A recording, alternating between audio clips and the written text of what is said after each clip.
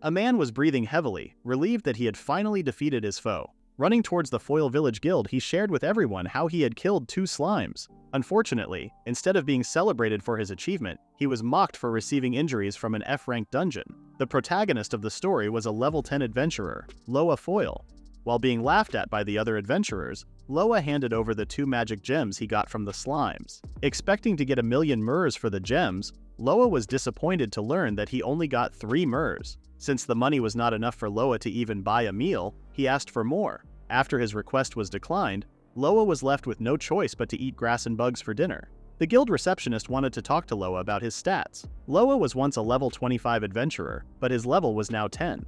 The receptionist asked Loa if he had consumed his level again. Loa had no choice, as his weapon had broken during the fight with the slimes. Using his unique skill item creation, Loa exchanged his level to create a new sword. While the receptionist thought that Loa's skill sounded pretty cool, Loa was annoyed since it was the only thing the receptionist had to say.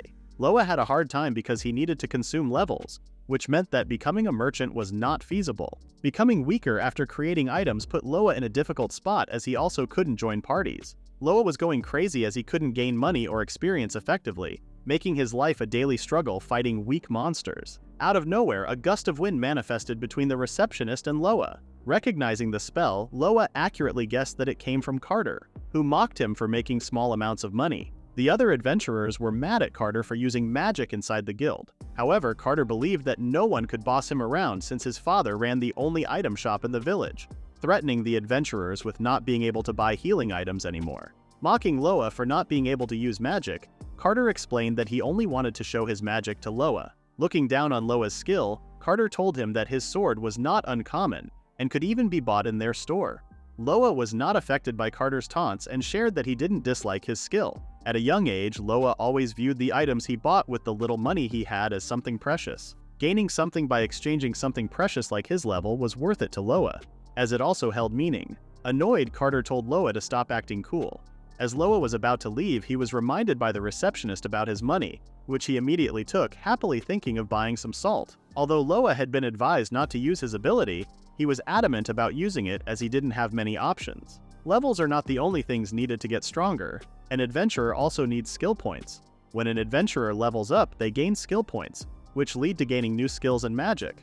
Unfortunately for Loa, because of his creation magic, his level kept going up and down, which resulted in him not being able to get any skill points after leveling up. Since Loa couldn't learn any skills or magic after gaining levels, he decided to train with his sword and try his best. After some time, Loa was able to beat tons of slimes, which helped him reach level 49. Hoping to beat the monster on the lowest floor, Loa prepared himself, expecting that he might actually die. Walking down the stairs, Loa was surprised to see a barrier. Beyond the barrier was the dungeon boss. One could never get out unless they killed the boss. Loa was willing to risk his life for the sake of changing his horrible life. As soon as Loa passed through the barrier, he was immediately greeted by the dungeon boss, a level 50 skeleton swordsman. Loa was confident in fighting the dungeon boss since its level was not too far from his. After exchanging blows, Loa was surprised at how heavy the attacks were. However, he remained unfazed after experiencing so many hardships in the past. To change his life for the better, Loa had sacrificed 15 levels to obtain the sword he was wielding, which made him confident that he would not be overpowered by a monster like a skeleton swordsman. Hitting the dungeon boss in the body, Loa finally defeated the skeleton swordsman. Reaching level 50, Loa did not expect that his item creation would turn into magic creation. The next day, Loa visited the guild and wanted to exchange his magic gems for money. The receptionist was surprised as he never expected Loa to have so many magic gems. While the receptionist remained curious about what had happened, Loa was just hoping to eat a nice dinner later. At the Foil Village cafeteria, Loa cried while stuffing his mouth with food. Other people started noticing Loa's behavior, thinking of him as a weird person. Thinking about his new skill, Loa confirmed that it was high quality after testing it out. Out of nowhere, Carter showed up and ate Loa's jerky. Mad at Carter's behavior, Loa decided to just ignore him as he might get kicked out of the guild. Confronting Loa about his magic gems, Carter grabbed Loa's hand and announced to everyone that Loa had stolen a bunch of magic gems. A man with an eye patch stood up and believed Carter's words. Assuming that Loa could never get that many magic gems, Carter accused him of stealing them. Loa asked Carter to stop with his accusation, but he was instead threatened. Using the spell Wind Bullet, Carter told Loa that he would target him next if he still tried to play dumb. Carter insisted that Loa take responsibility. Loa was shocked when Carter admitted that he knew Loa was innocent. However, since there was a grand prize for capturing the culprit, Carter planned to pin the crime on Loa. After revealing that he was the culprit, Carter then told his father, the man with the eye patch, to take Loa to the guards. After freeing himself from Carter's hold, Loa smiled and thanked Carter for the information. Creating a magic circle beneath his feet, Loa told everyone that he didn't steal the gems but rather earned them himself.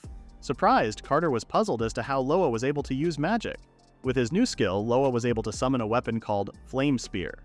Everyone was in awe after witnessing Loa use magic. For the sake of practicing how to use his newly acquired skill, Loa stayed in the dungeon a bit longer after defeating the skeleton swordsman. Checking out his skill, Loa was bombarded with information about magic creation. After learning that he could acquire skills in exchange for his level, Loa became excited since he could now actually learn magic. Until now, Loa could only gain items and his levels back after a tough fight. But now, with magic added to his arsenal, Loa could easily gain experience and get his levels back. Calming himself down, Loa first evaluated the possible spells he could get and if they were suitable for him. Some great spells were not possible for Loa to use since he also lacked magic points to cast them. Knowing that there was a lot of magic that only needed low amounts of mana, Loa was very eager to use them. For his first spell, Loa decided to go with the Fire Spear. In exchange for 25 levels, Loa could now use the Magic Flame Spear. For the rest of his levels, Loa chose the spells that only cost him 1 level. Eager to test out his new spell, a kobold fighter coincidentally showed up in front of Loa. Thinking that it was just some cute low-level monster, Loa was surprised when the kobold suddenly changed and became more rabid. Although Loa wanted to fight, he immediately regretted his decision as he realized that he was not mentally prepared. Casting the Fire Spear out of fear, Loa was surprised at how destructive the spell was, killing the kobold fighter with 1 attack. Loa was ecstatic, as he was able to kill a monster that had a recommended level of 37 to kill. After defeating a strong monster, Loa's level jumped from 1 to 11 in an instant. He then realized that the difference between the levels also contributed to the experience gained. Feeling great, Loa finally experienced becoming stronger. Using the magic creation, Loa was now planning to excel in magic. Back in the cafeteria, Carter was frightened by Loa's newly found power and immediately apologized. Begging for Loa to stop his magic, Carter admitted that Loa didn't steal anything and asked for forgiveness. Canceling his spell, Loa told Carter that he had no plans to cause a commotion. As Loa requested Carter to tell everyone what he had whispered to him, instead of telling the truth, Carter pointed the blame at the guild receptionist. Loa was beyond shocked at what Carter did. Seeing Carter smiling at him, it just made Loa dislike him even more. When the blame was shifted onto the guild receptionist, Carter threatened him using his wind bullet. Loa reached the limit of his patience and destroyed Carter's wind bullet with his Fire Spear. Loa wanted to resolve the problem in a more civil manner, but due to Carter's actions, Loa was left with no choice. Calling for everyone's attention, Loa showed them one of his new skills, recording and play. Broadcasting the truth in the cafeteria, Carter was drenched in cold sweat as his secret was finally revealed. When his father learned the truth, Carter was personally punished by his own father. While not expecting a person's spine to be folded into a 90-degree angle, the receptionist called out to Loa, thanking him for the help. Hearing the other adventurers cheer for him, Loa realized that many people really hated Carter.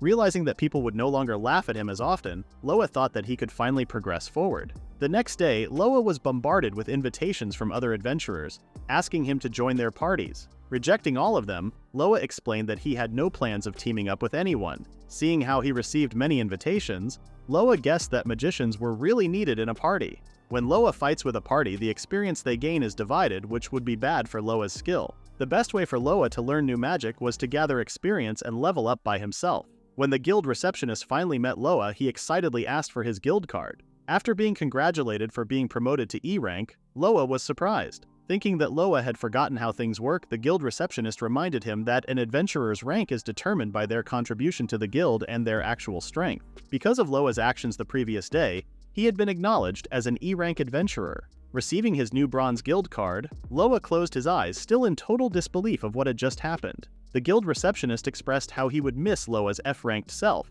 unable to see Loa anymore covered in slime bits. Inside the dungeon, Loa was now very eager to hunt monsters after being promoted. Hearing a noise nearby, Loa was scared for a second.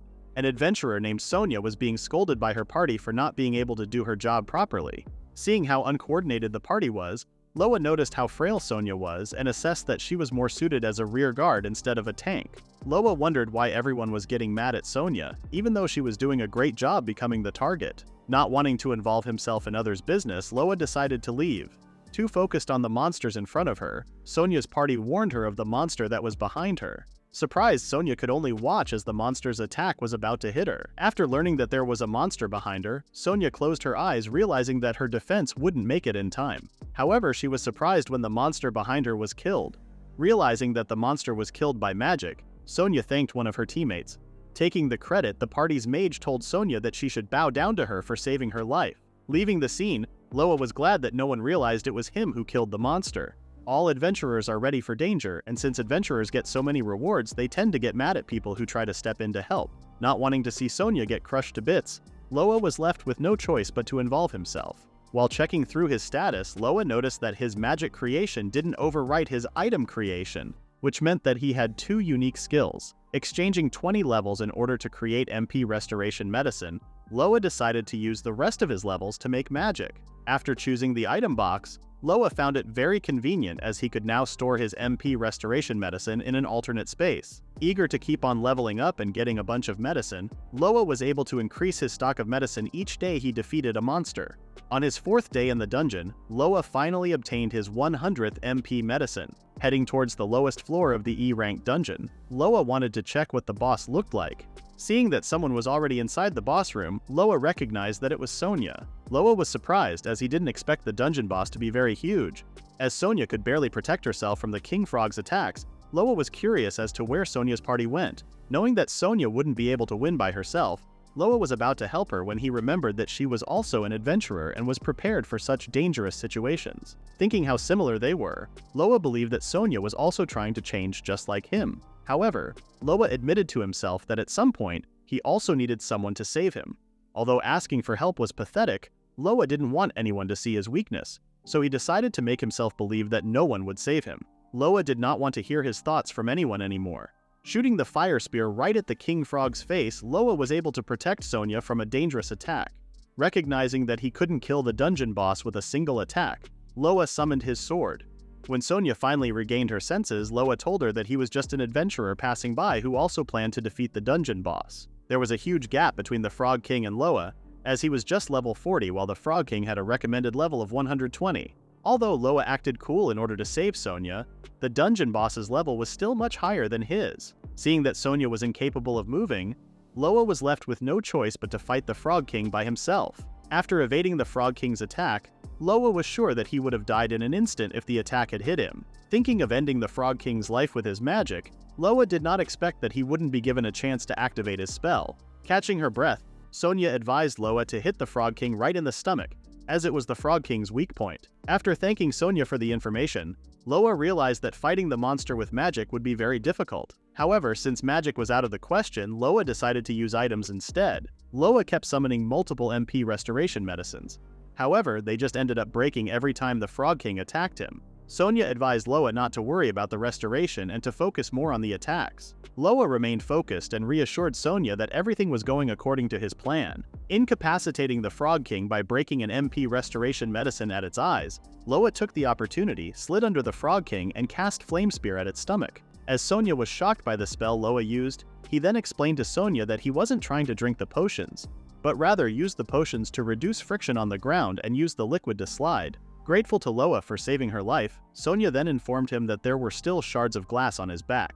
After defeating a strong monster, Loa's level jumped from level 40 to level 70.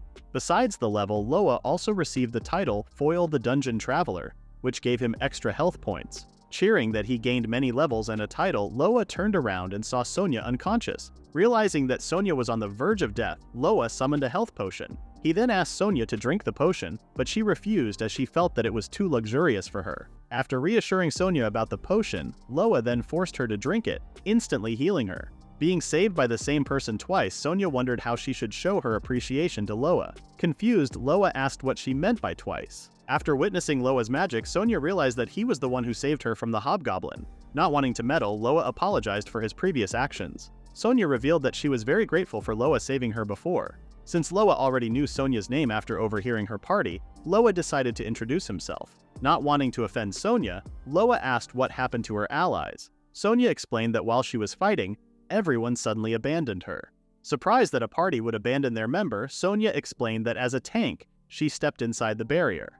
However, when Sonia's allies realized that there was no chance of them winning, they decided to flee. Knowing that Sonia would actually die, Loa was curious as to why she was paired with such scum. Sonia explained that she was paired with them because of her unique skill. The skill is called impenetrable. Sonia can only gain defense skills and no attack skills. Because of her skills, Sonia was left with no choice but to fight with a party. If Loa hadn't saved her, Sonia would have died much earlier. Seeing how similar Sonia was to him, Loa suggested that they go back to the village and confront her party about their actions. Unable to let injustice pass by, Loa apologized to Sonia as he was about to interfere one last time. Back at the village, Sonia's allies were having a drink. Not expecting to see a huge D-ranked monster, two of them were relieved that they got out and glad that only Sonia got caught. When Loa and Sonia finally returned to the village, the two party members were shocked to see Sonia still alive. With tears in her eyes, the party's mage hugged Sonia. Worried about Sonia, she couldn't believe that Sonia had gone inside the barrier. Adventurers need to pay close attention to how they appear because if they don't, it'll be hard to gather strong members. To get revenge on those types of adventurers, exposing their true actions was the best course. Shouting at the top of his lungs, Loa revealed that Sonia's allies had abandoned her. One of the members, trying to defend themselves, asked Loa to lower his voice and demanded proof that they had left Sonia. Loa was well prepared. Showing the magic stone that came from the dungeon boss, he explained that the stone was enough to prove his words. The two then accused Loa of creating the magic stone using his item creation spell. They proceeded to put the blame on Sonia, explaining that she chose to be alone. Loa wanted the observers to decide who to believe, but after seeing Sonia's reaction, he was confident that everyone would believe Sonia's side. Mad at Loa for ruining their reputation, one of the men tried to hit him, but was instead thrown to the ground. Not realizing that Loa had so much experience in hand-to-hand combat, the man was warned by Loa that he had no chance of winning in a fistfight. As they were about to cause more chaos, the guild receptionist told the three to stop. He warned them that he would take away their guild cards if they continued fighting inside. Surprised to see unusual behavior from the guild receptionist, Loa wondered if it was because of the incident in the cafeteria a while back. Dragging Loa outside, Sonia was grateful for his actions and shared that she felt much better now. Seeing how Sonia's expression had changed, Loa thought that picking a fight with her old allies was worth it. Served with delicious food, Sonia told Loa that she would pay for everything and that he could eat as much as he wanted. Shocked at how juicy the meat looked, Loa asked if it was really okay for him to eat such high-quality food. After receiving Sonia's confirmation, Loa immediately took a bite and dubbed the food the best meat ever. Not having eaten such good food before, Loa assumed that Sonia was new to the village. Sharing how he recently learned magic, Loa explained that the reason he saved Sonia was because she was exactly like him before. At first, Loa did not want to interfere with others' business, as he assumed that he had no right to do such a thing. With the money he received after exchanging the magic stone, Loa promised to pay for the food that he ate. Even though Sonia was so weak, Loa still didn't leave her behind. Wanting to repay Loa even more, Sonia asked if it was okay for them to form a party together. Wanting to create a party with Loa, Sonia revealed that she is a fallen noble. She became an adventurer in order to survive. Sonia thought that she had one thing in common with Loa. They both began from nothing and became what they currently are. Assessing his previous fight with the Frog King, Loa realized that it was difficult for him to cast magic if he was alone. With the help of a tanker like Sonia, Loa would have additional defense on the front and rear. After Loa accepted Sonia's proposition, she was so relieved that she could now repay Loa's kindness. The next day, Loa was woken up by Sonia. Opening his eyes, Loa was surprised when he saw Sonia almost hit his body with an object. Confused, Loa asked Sonia why she was in his room. Both Loa and Sonia's rooms were next to each other. When Sonia wanted to wake Loa up, the door was coincidentally not locked, so she decided to enter the room. Loa tried to remember the events that happened the previous day and recalled that they were staying at the same lodging after walking Sonia back home. Wondering if Loa always wakes up late in the day, Sonia asked if he was not good at waking up early. Loa explained that he is the type of person who sleeps peacefully in the morning. Deciding she would always wake him up, Sonia made her offer. Loa immediately refused, thinking she would just hit him with things to wake him up. If Loa did not want to be woken up painfully, Sonia suggested that he wake up early. Before leaving, Sonia commented on how cute Loa looked when sleeping. Sitting on his broken bed, Loa confirmed his theory that creating a party is a difficult thing. As Sonia delivered the party creation form, she wanted to look at other members' statuses after registering their party. Observing the status window, Loa was impressed by Sonia's defense, as it was 8 times higher than his. Sonia was even more impressed by Loa, who had 2 unique skills. Surprised, Loa asked if it was not the same with everyone else. Sonia shared that, based on her experience in joining different parties, She had never seen someone who holds more than one unique skill. Praising Loa for using his skill to save people instead of making a profit, Sonia remarked on how good a person Loa is. Not used to taking compliments, Loa asked Sonia to stop. Curious about where they were headed, Loa asked Sonia if she was fine with taking on an E-ranked dungeon. Loa also wanted to go to the innermost sanctum, where the Frog King was. Sharing his plan with Sonia, Loa expressed his wish to give Sonia her own title to increase her status considerably. Knowing what Sonia had experienced, Loa did not want to force things on her. With her newly formed party with Loa, Sonia decided to go along with Loa's plan. Happy with Sonia's decision, Loa decided to create a new spell first. With his current level, Loa was confident that he could acquire the spell. After exchanging his levels, Loa acquired the spell Fireball. Curious about what had just happened, Sonia was surprised to learn that Loa's level had dropped drastically and was now at level 10. Concerned since Loa could easily die from a single hit, Sonia found Loa's actions very bold and felt she could never hope to do the same. Loa counted on Sonia as she promised that no monster would harm him. As the two were about to enter the dungeon, Loa couldn't wait to test out his new spell. Inside the dungeon, Loa and Sonia were being chased by two monsters. To cast his spell perfectly, Loa asked Sonia to pin the monsters down to buy him some time. After blocking and luring the monsters to a far distance, Loa used his flame spear to take out both monsters with one attack. Sonia was very impressed with Loa for defeating two monsters with one spell. As they complimented each other on how great they were with their task, a kobold suddenly appeared, ruining the atmosphere. After taking out the monsters, Sonia and Loa were finally able to reach the bottom floor. Loa then reminded Sonia about killing the boss monster to earn her own title. Only by defeating the boss could Sonia prove that she conquered the dungeon. She was curious if the Frog King was still on the bottom floor, since the monster had already been killed. Out of nowhere, Sonia asked Loa if he knew where monsters come from. Not thinking deeply about monsters, Loa was satisfied with the fact that monsters must die.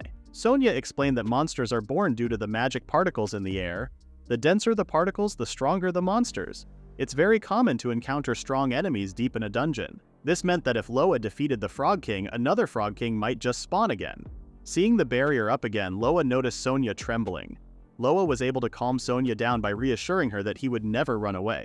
Noticing the monster, Sonia immediately positioned herself and suggested to Loa that he start chanting. Seeing the monster up close, Loa realized that the Frog King was much bigger than the one he had defeated before. Believing that they themselves had also changed, Sonia charged at the Frog King, blocking its attack. Impressed that the dungeon boss's attacks were not touching him, Loa was eager to try out his new spells. After counting down from 3 to 0, Loa attacked the Frog King with his new spell, Great Fireball. When the Frog King fell, Sonia was surprised at how quickly they disposed of the dungeon boss. Although Loa knew that defeating the Frog King would be easier than before, he underestimated his new spell and was not expecting to kill the Frog King in one shot. After defeating another powerful monster, Loa's level went up by 20. After gaining so much experience and earning a title for Sonia, Loa was starting to have fun. Slicing the Frog King, Loa remembered to collect the materials this time, which he had forgotten to do before. Excited, he collected the materials from the new Frog King.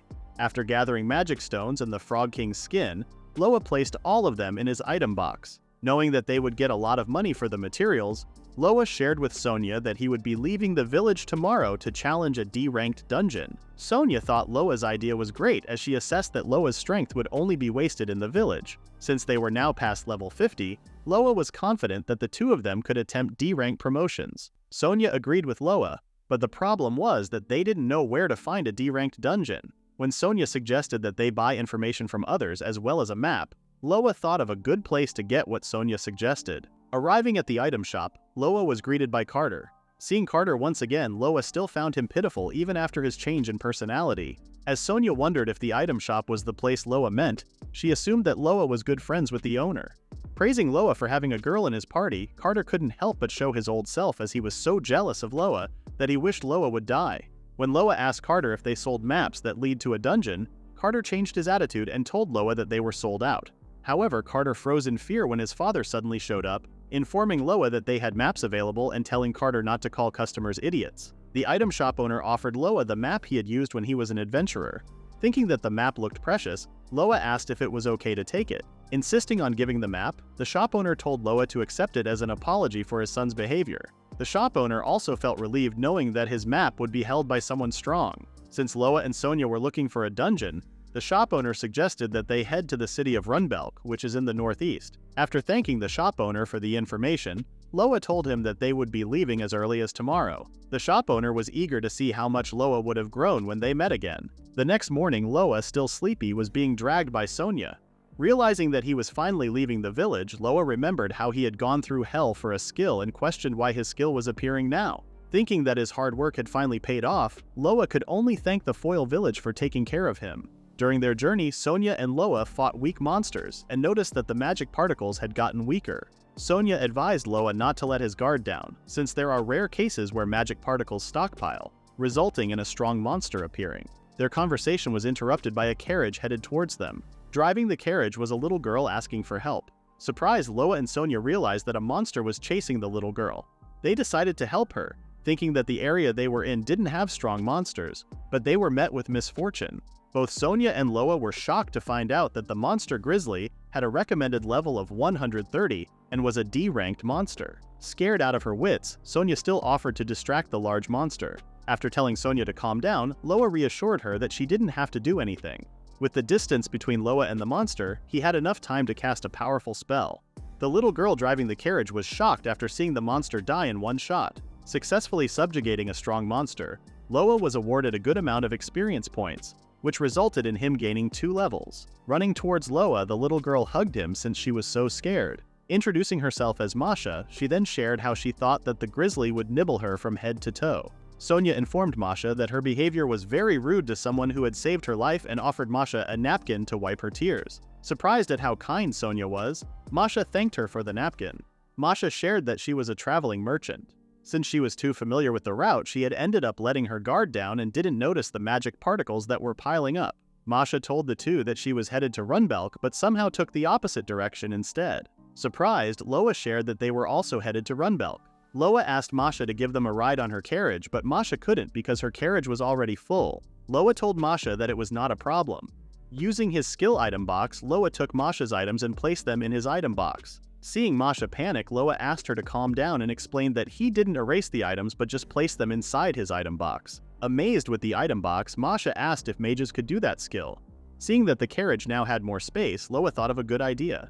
Getting inside the carriage, Loa immediately went to sleep. Surprised, Masha thought using magic caused fatigue to the user, but Sonia told her that Loa was just a sleepyhead and not tired. As the three continued their journey to Runbelk, both Sonia and Masha enjoyed their time while Loa was still heavily asleep. Loa was then woken up and informed that they had finally arrived at Runbelk.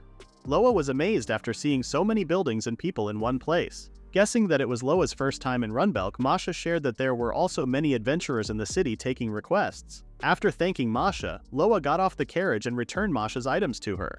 Amazed at how easily Loa placed the items back, Masha asked him if he wanted to be a merchant instead. After having her offer turned down, Masha was a little disappointed but was still sure that they would meet again since she would be traveling around. Before leaving, Masha asked the two to promote her shop when they became famous adventurers. Arriving at the Runbelk Inn, Sonia suggested that they settle in the inn and stay in one room to save money.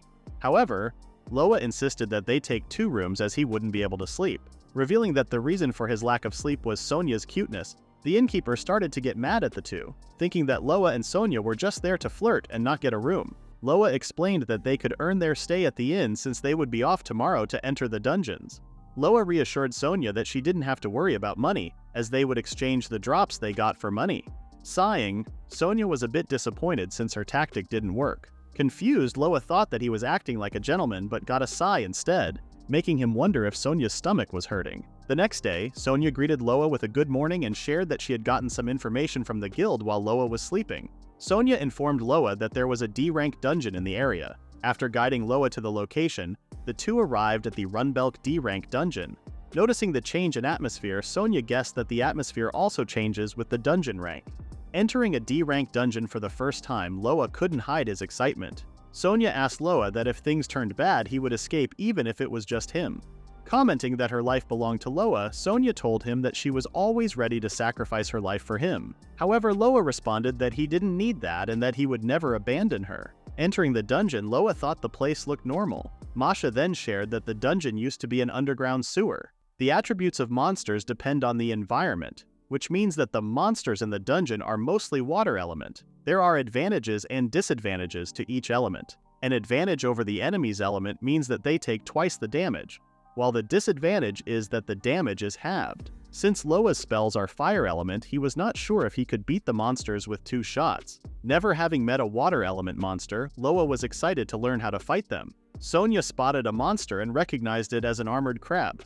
Loa was disappointed, thinking it was just a normal crab. However, it was not the case, as they were faced with a D-rank monster called a red armored crab, which has a recommended level of 150. After Loa gave the signal, Sonia immediately moved forward and used the spell Distraction. After successfully distracting the red crab, Loa used the spell Great Fireball to damage the monster. Unfortunately, Loa's attack was not effective enough. Realizing that one attack was not enough, Loa shot the red crab again. Seeing that the red crab was going down, Loa noticed that he had exhausted his MP. Not noticing the red crab's attack, Loa was fortunately saved by Sonia. Buying 10 seconds for Loa, Sonia told him to recover his MP. Thanking Sonia, Loa drank an MP restoration potion and immediately cast the spell Great Fireball onto the red crab, resulting in its defeat. For subjugating another strong monster, Loa received bonus experience points, which raised his level to 82. After collecting the magic stones, Loa did not expect that it would take at least 3 shots to kill the red crab. Seeing that he also needed to use an item, Loa shared that he might lag behind. When Sonia suggested that Loa learn some lightning magic, Loa remembered that there was a lightning magic he wanted to try. Showing the spell Lightning Javelin to Sonia, Loa explained that the spell was very good since the MP cost and cast time are lower. Knowing that the element was very advantageous against the water element, Sonia still couldn't help but worry for Loa. If Loa took the spell, his level would decrease to 32, which meant that if Loa got hit once, it would be very lethal to him. Loa was not worried, as he knew that Sonia would draw the enemies away. After praising Sonia's defensive skills, Loa thanked her for protecting him. After acquiring the Lightning Javelin, Loa was very excited to try out the new skill. As the two were about to go deeper into the dungeon, they were unaware that another monster was lurking nearby. Realizing that the dungeon was getting darker the deeper they went, Sonia suggested to Loa that they walk a bit closer together. Agreeing with Sonia, Loa thought of an idea and used his light magic to see any incoming monsters. When Sonia pointed out that the dungeon had gotten colder, Loa agreed and immediately took out some firewood from his item box and ignited it to keep them warm. Boiling a pot of water, Loa then served it to Sonia. Surprised at how good the tea was, Sonia asked what it was made of. Loa told Sonia that he had bought it with his money, thinking she would like it. Sonia was not expecting Loa to be such a gentleman. Masking its presence, a huge monster approached them unnoticed. Shocked, Sonia was caught off guard and easily captured by a giant squid. Using the Lightning Javelin, Loa defeated the D-rank giant squid with 1 shot. Defeating a strong monster, Loa's level jumped from 32 to 55. Sonia was very grateful to Loa and was really impressed with his new magic. Although the Lightning Javelin was not as strong as the Great Fireball, it was still a powerful spell that helped Loa in certain situations, making him realize he needed to choose his spells wisely. When Sonia told Loa that he currently portrayed the face of a teenager, Loa guessed it was because he was having fun. Loa never knew that fighting with someone could be fun, and he was excited by the thought of getting stronger. Smiling more brightly, Loa asked Sonia if she could still say he looked like a teenager. Surprised, Sonia couldn't stop laughing and asked Loa to stop making weird faces so suddenly. Sonia then descriptively told Loa that he was making the face of a slime being twisted like an old rag. Evening came, and the two decided to get out of the dungeon and exchange the magic stones they had collected. Both Sonia and Loa gained tons of levels and were now above level 100. Seeing the magic stones, the guild receptionist asked for their cards. After checking Loa's card, the guild receptionist became suspicious and asked Loa if he had really gotten the magic stones himself.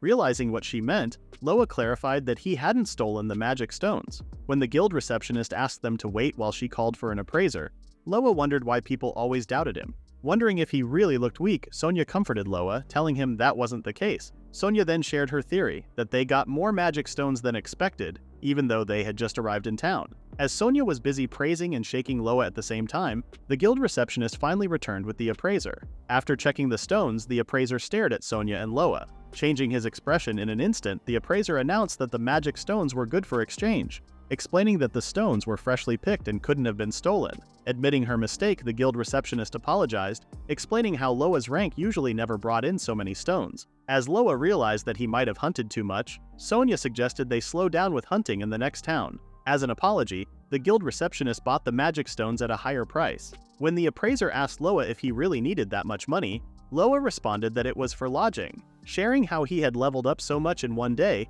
the appraiser suggested they try a monster house. The monster house is a palace full of monsters and can occasionally be found in D-rank dungeons. After hearing more about the monster house, Loa and Sonia's eyes shined at the opportunity for a big profit. Full of energy, Loa asked Sonia if she had seen a monster house before, and if she knew how many monsters were inside it. Measuring the amount of monsters by his arm's width, Loa was excited to wipe the monsters out. After asking Loa to calm down, Sonia told him that she hadn't seen a house monster before, but she assumed the place would be good for raising their levels. Due to the sheer number of monsters inside, Sonia was worried that Loa might drastically increase his mana usage.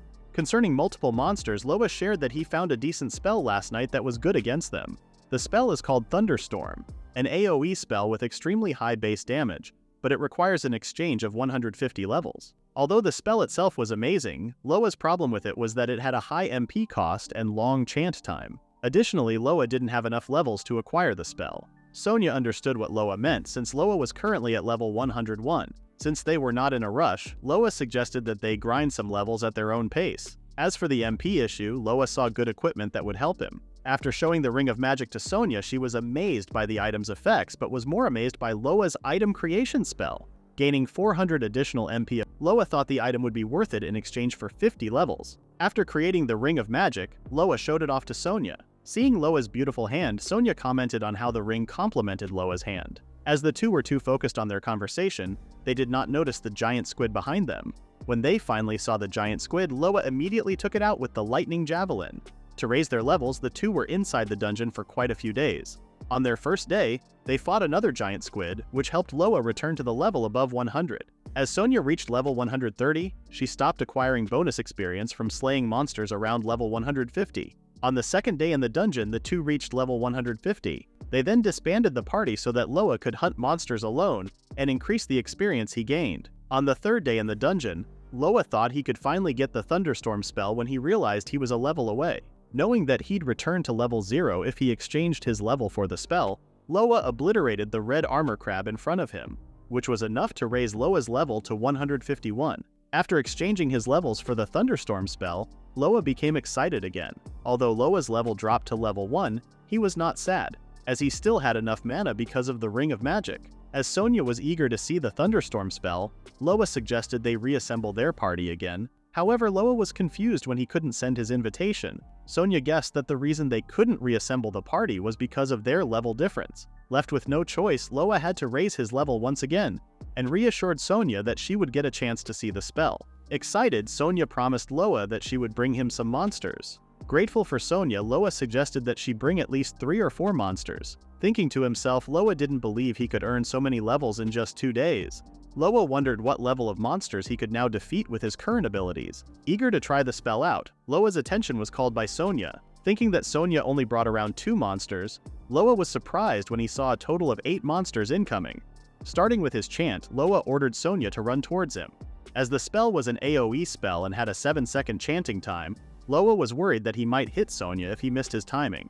Loa decided to start chanting his spell after quickly calculating Sonia's time to reach him. Seeing that Sonia was out of stamina, Loa wondered if she could make it. As Sonia ordered Loa to release his spell, Loa couldn't do so after seeing Sonia's face. Counting down for the spell to release, Loa then ordered Sonia to jump, and then he cast the spell Thunderstorm onto the monsters. The monsters were in anguish after being hit by a powerful spell.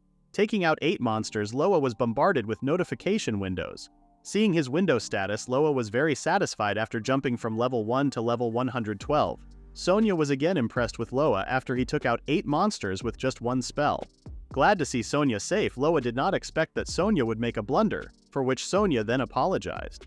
Sonia explained how she thought Loa could handle anything, which got her carried away and bought too many monsters. Since everything turned out alright, Loa didn't mind Sonia's mistake. Earning a lot of experience, Loa was also happy since they gained amazing loot. Annoyed at picking up all the magic stones, Loa just used his item box and sucked all the magic stones inside. Impressed by how Loa utilized his spell, Sonia thought that cleaning the house with Loa would also be fun. Sonia and Loa's attention was then drawn when they heard a voice from a distance. Following the location where they heard the voice, the two then saw a person being surrounded by monsters. Asking for help from Loa, the man explained that he got reckless and ended up getting surrounded. Seeing that the man was injured, both Loa and Sonia did not hesitate to help him. After learning the radius of the spell's AoE, Loa ordered Sonia to gather the monsters at a distance. Casting the Thunderstorm, the man couldn't believe that all of the monsters died with just 1 hit. Seeing the man bleeding, Loa asked him if he was hurt. After thanking Loa for saving him, the man then told Loa not to worry as he would be fine. However, seeing Loa being covered in level up messages, the man was extremely shocked. Grateful to Loa and Sonia for saving his life, the man treated them to food as a token of appreciation. Seeing Loa gobble down the large piece of meat, the man wondered if Loa was starving. The man then introduced himself as Eric, a D-ranked adventurer. After Sonia introduced herself, she introduced Loa to Eric. Learning of Loa's name, Eric did not expect Loa to be strong as he looked frail to him. Asking about their rank, Eric guessed that Loa was at least C rank since he was able to use powerful magic. However, Eric was shocked when Loa revealed that he was an E rank. Thinking that Loa was joking, Eric couldn't believe that Loa had a lower level than him. When asked if he was a newcomer, Loa responded that he had been going to the dungeons for a while. As Eric was left speechless and confused, Sonia told Loa that others might have difficulty understanding his circumstances. Loa then asked Eric why he was in the location where they found him and the whereabouts of his party. Ashamed, Eric revealed that he got kicked out for not meeting the standards of his party. Eric thought he could go solo but ended up getting surrounded by monsters. Loa couldn't blame Eric for his actions as it happens a lot with adventurers. Eric guessed that he was no longer fit to be an adventurer as his prime had already passed. When Sonia tried to cheer Eric up, she was speechless when Eric offered to form a party together. Since there are tons of D-ranked adventurers who quit when they hit a wall, Eric realized that his life story is common. Instead of risking his life every day, Eric thought he should just make a workshop for tools. Loa thought Eric's idea was great, as he assumed that Eric could also gain experience in making workshop tools. Wondering if Eric had stayed in Runbelk for some time, Loa asked him if he knew what the dungeon boss looked like. Eric was not sure since he had never gone to the dungeon boss room, but he shared a rumor that the dungeon boss was C rank. Listening to Eric, Loa thought that he would need a magic spell that could one-hit a C rank monster. Eric then advised the two to do more guild commissions if they wanted to raise their ranks and not to stand out too much. Since strong people become frequent targets, Eric warned them not to get tangled up with strange people. Eric laughed at Loa's attitude as Loa did not care about getting tangled up since he was used to it. As the night ended happily, morning came. When Loa finally woke up, he was curious about when he got into his bed. Noticing something beside him, Loa was speechless when he saw Sonia beside him. Seeing Loa's face so close, Sonia thought she was having a nice dream. Nervous, Loa immediately got out of bed. After lifting the blanket, Loa was relieved to see that they still had their clothes on. When Sonia finally regained her senses, she felt flustered and curious if she was in Loa's room. Answering Sonia's question, Loa guessed that Sonia had carried him into his room and slept in the bed due to exhaustion. Realizing that she had been lying beside Loa the whole time, Sonia then thought that what she saw earlier was not a dream. Loa then reassured her that nothing happened since they were very exhausted. Embarrassed, Sonia ran out of the room, destroying the door.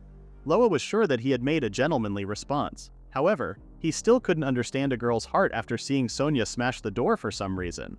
At the Runbelk Guild, the guild receptionist was pleased to see Loa and Sonia again. After hearing from Eric that he was saved by the two, the receptionist guessed that the two were restless, even after having fun last night. When the guild receptionist asked the two to take out their guild cards, she then informed them that they were qualified to be D ranks. With the large number of magic stones that Loa and Sonia brought, the guild assessed that they were qualified to be D-ranked adventurers. After handing out the new card, Loa could believe that he was now holding a beautiful silver card. Seeing the mage title instead of newcomer, Loa couldn't contain his happiness. The guild receptionist then suggested that the two look at the day's quests, thinking that they might find some decent ones since they had just been refreshed. Checking out the board, Sonia then pointed out to Loa a subjugation quest for a monster house. Blinded by how large the reward was, Sonia was somewhat worried since the location was 6 floors below the D-rank dungeon, a floor they had never been to yet. Loa reassured Sonia that they'd be fine since he had enough levels for the day.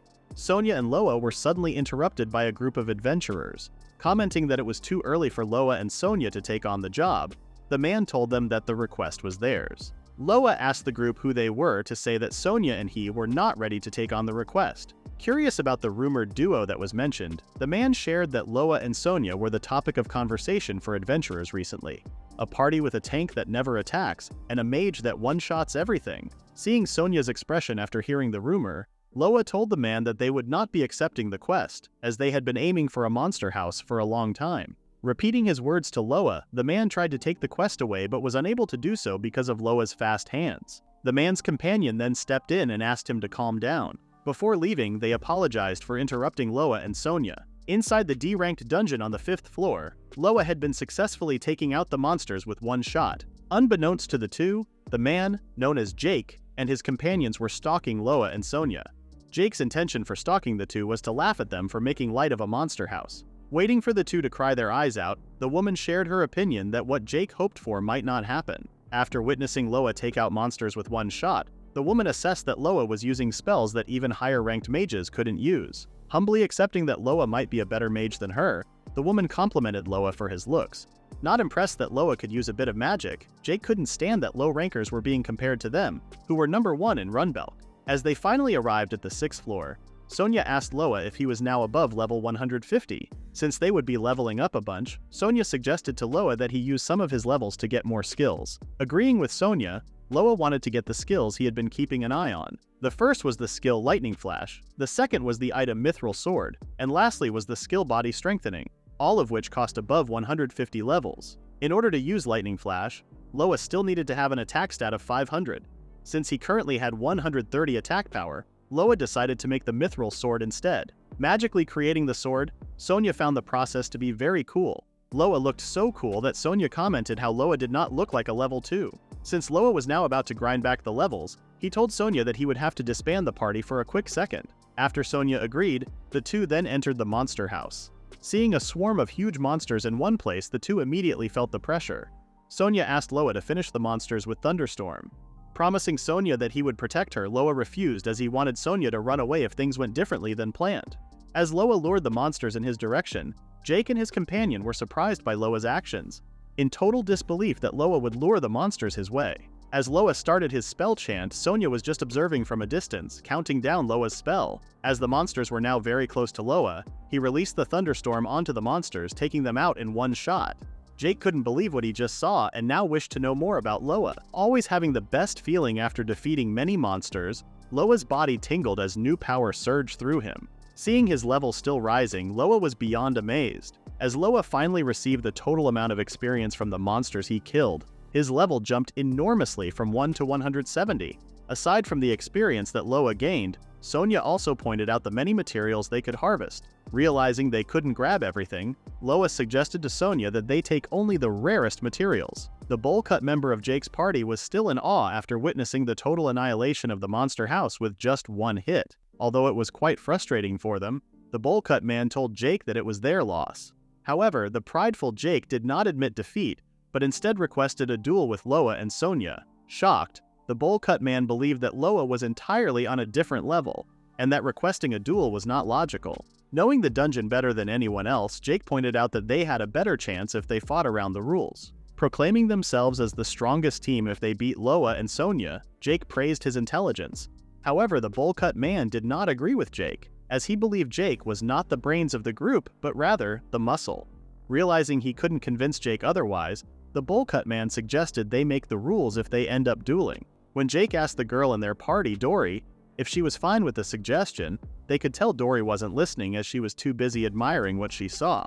When they saw Loa and Sonia leaving without the materials, Jake immediately changed his attitude and decided to take the leftover materials. Back at the guild, people were talking about Loa and Sonia's achievement. Amazed at their feat, other adventurers wondered if they would ever get accepted if they tried to join Loa and Sonia's party. As Sonia felt a ton of gazes, Loa guessed they were becoming quite the story and was sure the talks about them would dissipate after a day or two. Minding their own business, Loa showed Sonia their reward, which totaled 853,000. Seeing their money bag getting bigger, Loa was sure they could now live in a bit of luxury, but he was still hesitant to use the money since he had been poor. However, still wanting to enjoy what they earned, the two ended up having a lavish meal. Seeing the steak in front of her, Sonia was very happy to eat a tasty-looking steak once again.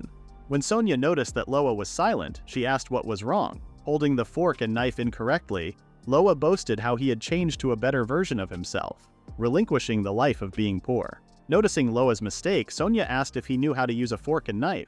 As his facade of pretending to be a gentleman was revealed to be fake, Loa cried and explained to Sonia that he never had the chance to learn how to use cutlery since he had been eating bugs and grass with his bare hands. Understanding Loa's predicament, Sonia sliced a piece of her own steak and fed it to Loa. Tasting the delicious steak, Loa couldn't help but kneel on the floor and cry out of happiness. Continuing to enjoy the food, Jake suddenly arrived and interrupted their meal. Annoyed by Jake's presence, Loa asked what he wanted. Not wanting to beat around the bush, Jake told Loa that they would have a duel in 3 days' time. Surprised, Loa immediately turned down the request. Pushing Jake away, Dory apologized and explained that they would have a timed subjugation attack. The one that beats the dungeon boss first would win and also receive the rewards. As part of the reward, Dory told Loa and Sonia that if they win, they'll be promoted to C rank. Sonia did not like Jake and his allies, but since they would eventually defeat the dungeon boss, Loa agreed to the duel. After their agreement with Jake and his allies, Loa and Sonia immediately started preparing for the day of the duel. After learning that the dungeon boss was a C-ranked monster, Loa decided to obtain a skill that could fight it, which was the purple lightning. Loa's level went down by 20, but he eventually got it back up. Sonia was very fortunate to learn that she would obtain a new skill if both of her current skills reached level 10. After grinding again at their own pace, the two eventually reached level 200. Pleased with reaching level 200, Loa felt reassured that his health points were in 4 digits. Confident in their current abilities, Loa and Sonia then met with Jake and his allies. Outside the dungeon, the guild receptionist was hosting the duel between Jake and his allies and Loa and Sonia. Shocked at the magnitude of spectators, Loa asked what happened. Jake explained that people had gathered after hearing their story. The guild receptionist explained to everyone that the challenge of the duel was to defeat the dungeon boss and return with the teleportation stone. To determine the winner, the guild receptionist revealed that the two teams would be recorded using the item Magical Timer. As proof that they finished off the dungeon boss, the guild receptionist announced that the winner would have to bring the dungeon boss's magic stone. To avoid any cheating, an appraiser was present at the event. When the guild receptionist asked which of the two teams would go first, Jake responded that they would. After Jake threw some trash talk at Loa, their intimidation tactics were undermined when Dory told the two not to hate her, even if they hated Jake. An hour and a half passed after Jake and his allies entered the dungeon. Sonia suddenly asked Loa if all men preferred big-breasted women. Loa couldn't give a concrete answer, since he told Sonia that it differs by individual. Sonia felt cheered up when Loa mentioned that he preferred someone like her, since she always fought with him. The voices of the crowd rose as Jake's party finally came back. Curious about their time, the guild receptionist revealed that Jake's party defeated the dungeon boss in just an hour and 32 minutes. To provide context, the guild receptionist compared it to the average time to clear the dungeon, which was 2 hours. As people surrounded and cheered for him, Jake was confident that Loa and Sonia wouldn't be able to beat their time. After learning of Jake's time, both Loa and Sonia smiled, confident that if they didn't choke during the boss fight, they would win the duel. Inside the dungeon, Sonia and Loa defeated multiple monsters and were progressing at a very good pace. As they tried to avoid any unnecessary fights, Loa told Sonia that he felt he could now match her rhythm. Seeing the difference from when they first entered the dungeon, Sonia was sure they would secure an easy win. Agreeing with Sonia, Loa still advised that they not let their guard down since they still had to fight the dungeon boss. After encountering the lizard knight they had seen the night before, Loa easily killed it. Arriving at the lowest floor of the dungeon, Loa asked Sonia if she was ready to face the C-ranked monster. After receiving confirmation from Sonia, the two went past the barrier and entered the dungeon boss room. Facing Runbelk's dungeon boss, the Kelpie, Sonia used her skill Iron Wall and charged toward the Kelpie. She successfully lured the dungeon boss after using the skill distraction. As Sonia blocked the Kelpie's attack, Loa observed and praised Sonia's defense. Although there was a noticeable level gap between them and the Kelpie, Loa was confident that Sonia would be able to hold off the attacks. As the spell Purple Lightning only took 2 seconds, Loa felt it was enough even though it had a short range. Binding the spell to his sword, Loa charged at the Kelpie and killed it with 1 slash. After subjugating a strong monster, Loa's level jumped to 270, and he acquired the title Conqueror of Runbelk's Dungeon. Loa was very excited as his MP increased. As the two cheered for killing the Kelpie, Loa was sure that no water element monster could withstand Purple Lightning, which produced a total of 24,000 damage. As Loa was happily looking for the dungeon boss's magic stone, Sonia was shocked to still see the barrier even though they had defeated the dungeon boss. Hearing Sonia's words, Loa also couldn't believe it, as he was sure they had already defeated the dungeon boss. Sonia then directed Loa's attention above them. Hovering over the two was the Runbelk Dungeon's extra boss, Soul of Pirate William Gid, which had a recommended subjugation level of 1000. The two were in total disbelief, as they didn't know there was an extra boss and the gap between them was huge. As the monster launched an attack toward Loa, Sonia tried to use distraction but was surprised when the skill did not work. Seeing that Sonia wouldn't be able to protect him, Loa braced himself for the attack. Noticing that 45 minutes had passed, the guild receptionist guessed that Loa and Sonia wouldn't be coming out of the dungeon anytime soon. Jake assumed that Sonia and Loa were receiving a beatdown from the dungeon boss. Dory became mad at Jake's comment, as she believed that Loa would easily defeat the dungeon boss. Seeing the two teammates fight with each other, the guild receptionist suggested that she tell a scary story while they waited for Sonia and Loa. She revealed that an extra boss would appear if certain conditions were met. This extra boss was so powerful that those who had seen it could only prepare themselves for death. The guild receptionist then changed her tone and told Jake's party that the dungeon they were in had never had a report of extra bosses appearing. Since the conditions for summoning the extra boss were so tough, no one had been able to summon or encounter it. Blocking the pirate dungeon boss's attack, Loa expected no less from a B-ranked monster, as his body hurt even when he blocked the attack. After learning that the teleportation stone did not work, Loa was left with the only option, to defeat the extra dungeon boss. As Loa wondered how he could beat a monster that had a level recommendation of 1000, he then heard Sonia instructing him to get some distance and use the Thunder Javelin. Following Sonia's instructions, Loa built up some distance and threw a Thunder Javelin at the pirate dungeon boss. However, the dungeon boss dodged the attack, discouraging Loa. Surprised that the dungeon boss could dodge a super fast attack, Loa couldn't follow the dungeon boss's movement and barely blocked its kick. After landing against a wall, the dungeon boss was about to attack Loa again when Sonia finally intervened and protected Loa. Glad that the dungeon boss was now targeting her, Sonia asked Loa to recover from his injuries while she bought time for him. Barely standing up, Loa couldn't believe that he was left with only 120 health points from a single kick. Loa always expected a hard fight from any monster. Thinking that the extra dungeon boss was some kind of trial, Loa was sure that he wouldn't be able to reach the top with his magic if he couldn't beat the dungeon boss now. Remembering Eric's discouraging words, Loa felt even more fired up as he had no plans of going down. Loa theorized why his Thunder Javelin didn't hit. The first reason was that it was too far away, and the second was that he had cast the spell right in front of the dungeon boss. Realizing that no matter how fast he cast his spells, Loa was sure that he would die. Since chant time wasn't needed, Loa chose a different method and decided to fight the dungeon boss at close range. Using the spell body strengthening, Loa was glad that he had such spells in dire situations. After restoring his mana with potions, Loa's level went down to 70 after exchanging it for the body strengthening. Activating the body strengthening 3 times, Loa's attack damage reached beyond 1000. The body strengthening cost 10 mana points every second Loa used it. Using it 3 times meant that the mana cost was tripled. This left Loa with 34 seconds to use the body strengthening. In deep focus, Loa was no longer afraid as he did not feel alone. Informing Sonia that they would switch to a close combat attack, Loa instructed her to cover him. Loa's new plan shocked Sonia greatly. Facing the pirate dungeon boss, the level 70 Loa was very eager for his second round with the level 1000 dungeon boss. Facing the dungeon boss with only his sword, Loa clashed with the monster and parried all of its attacks. Although Loa's attacks were not landing, he still found the situation better than getting beaten up like before. Believing that the new method would work, Loa threw the dungeon boss off balance and landed a shallow hit. Even though he was in a life-or-death situation, Loa was curious why he was getting even more excited. Clashing with the dungeon boss's sword, Loa noticed his mana was about to run out and really wished he could recover. When the dungeon boss suddenly changed maneuvers, Loa was surprised as he didn't expect it to target his back. When the dungeon boss was about to land an attack, Loa was fortunately saved by Sonia, who used her skill distraction. After taking a blow from the dungeon boss, Sonia noticed that her spell worked and realized it was effective in close quarters. Knowing she wouldn't be able to distract the dungeon boss for long, Sonia asked Loa to recover quickly.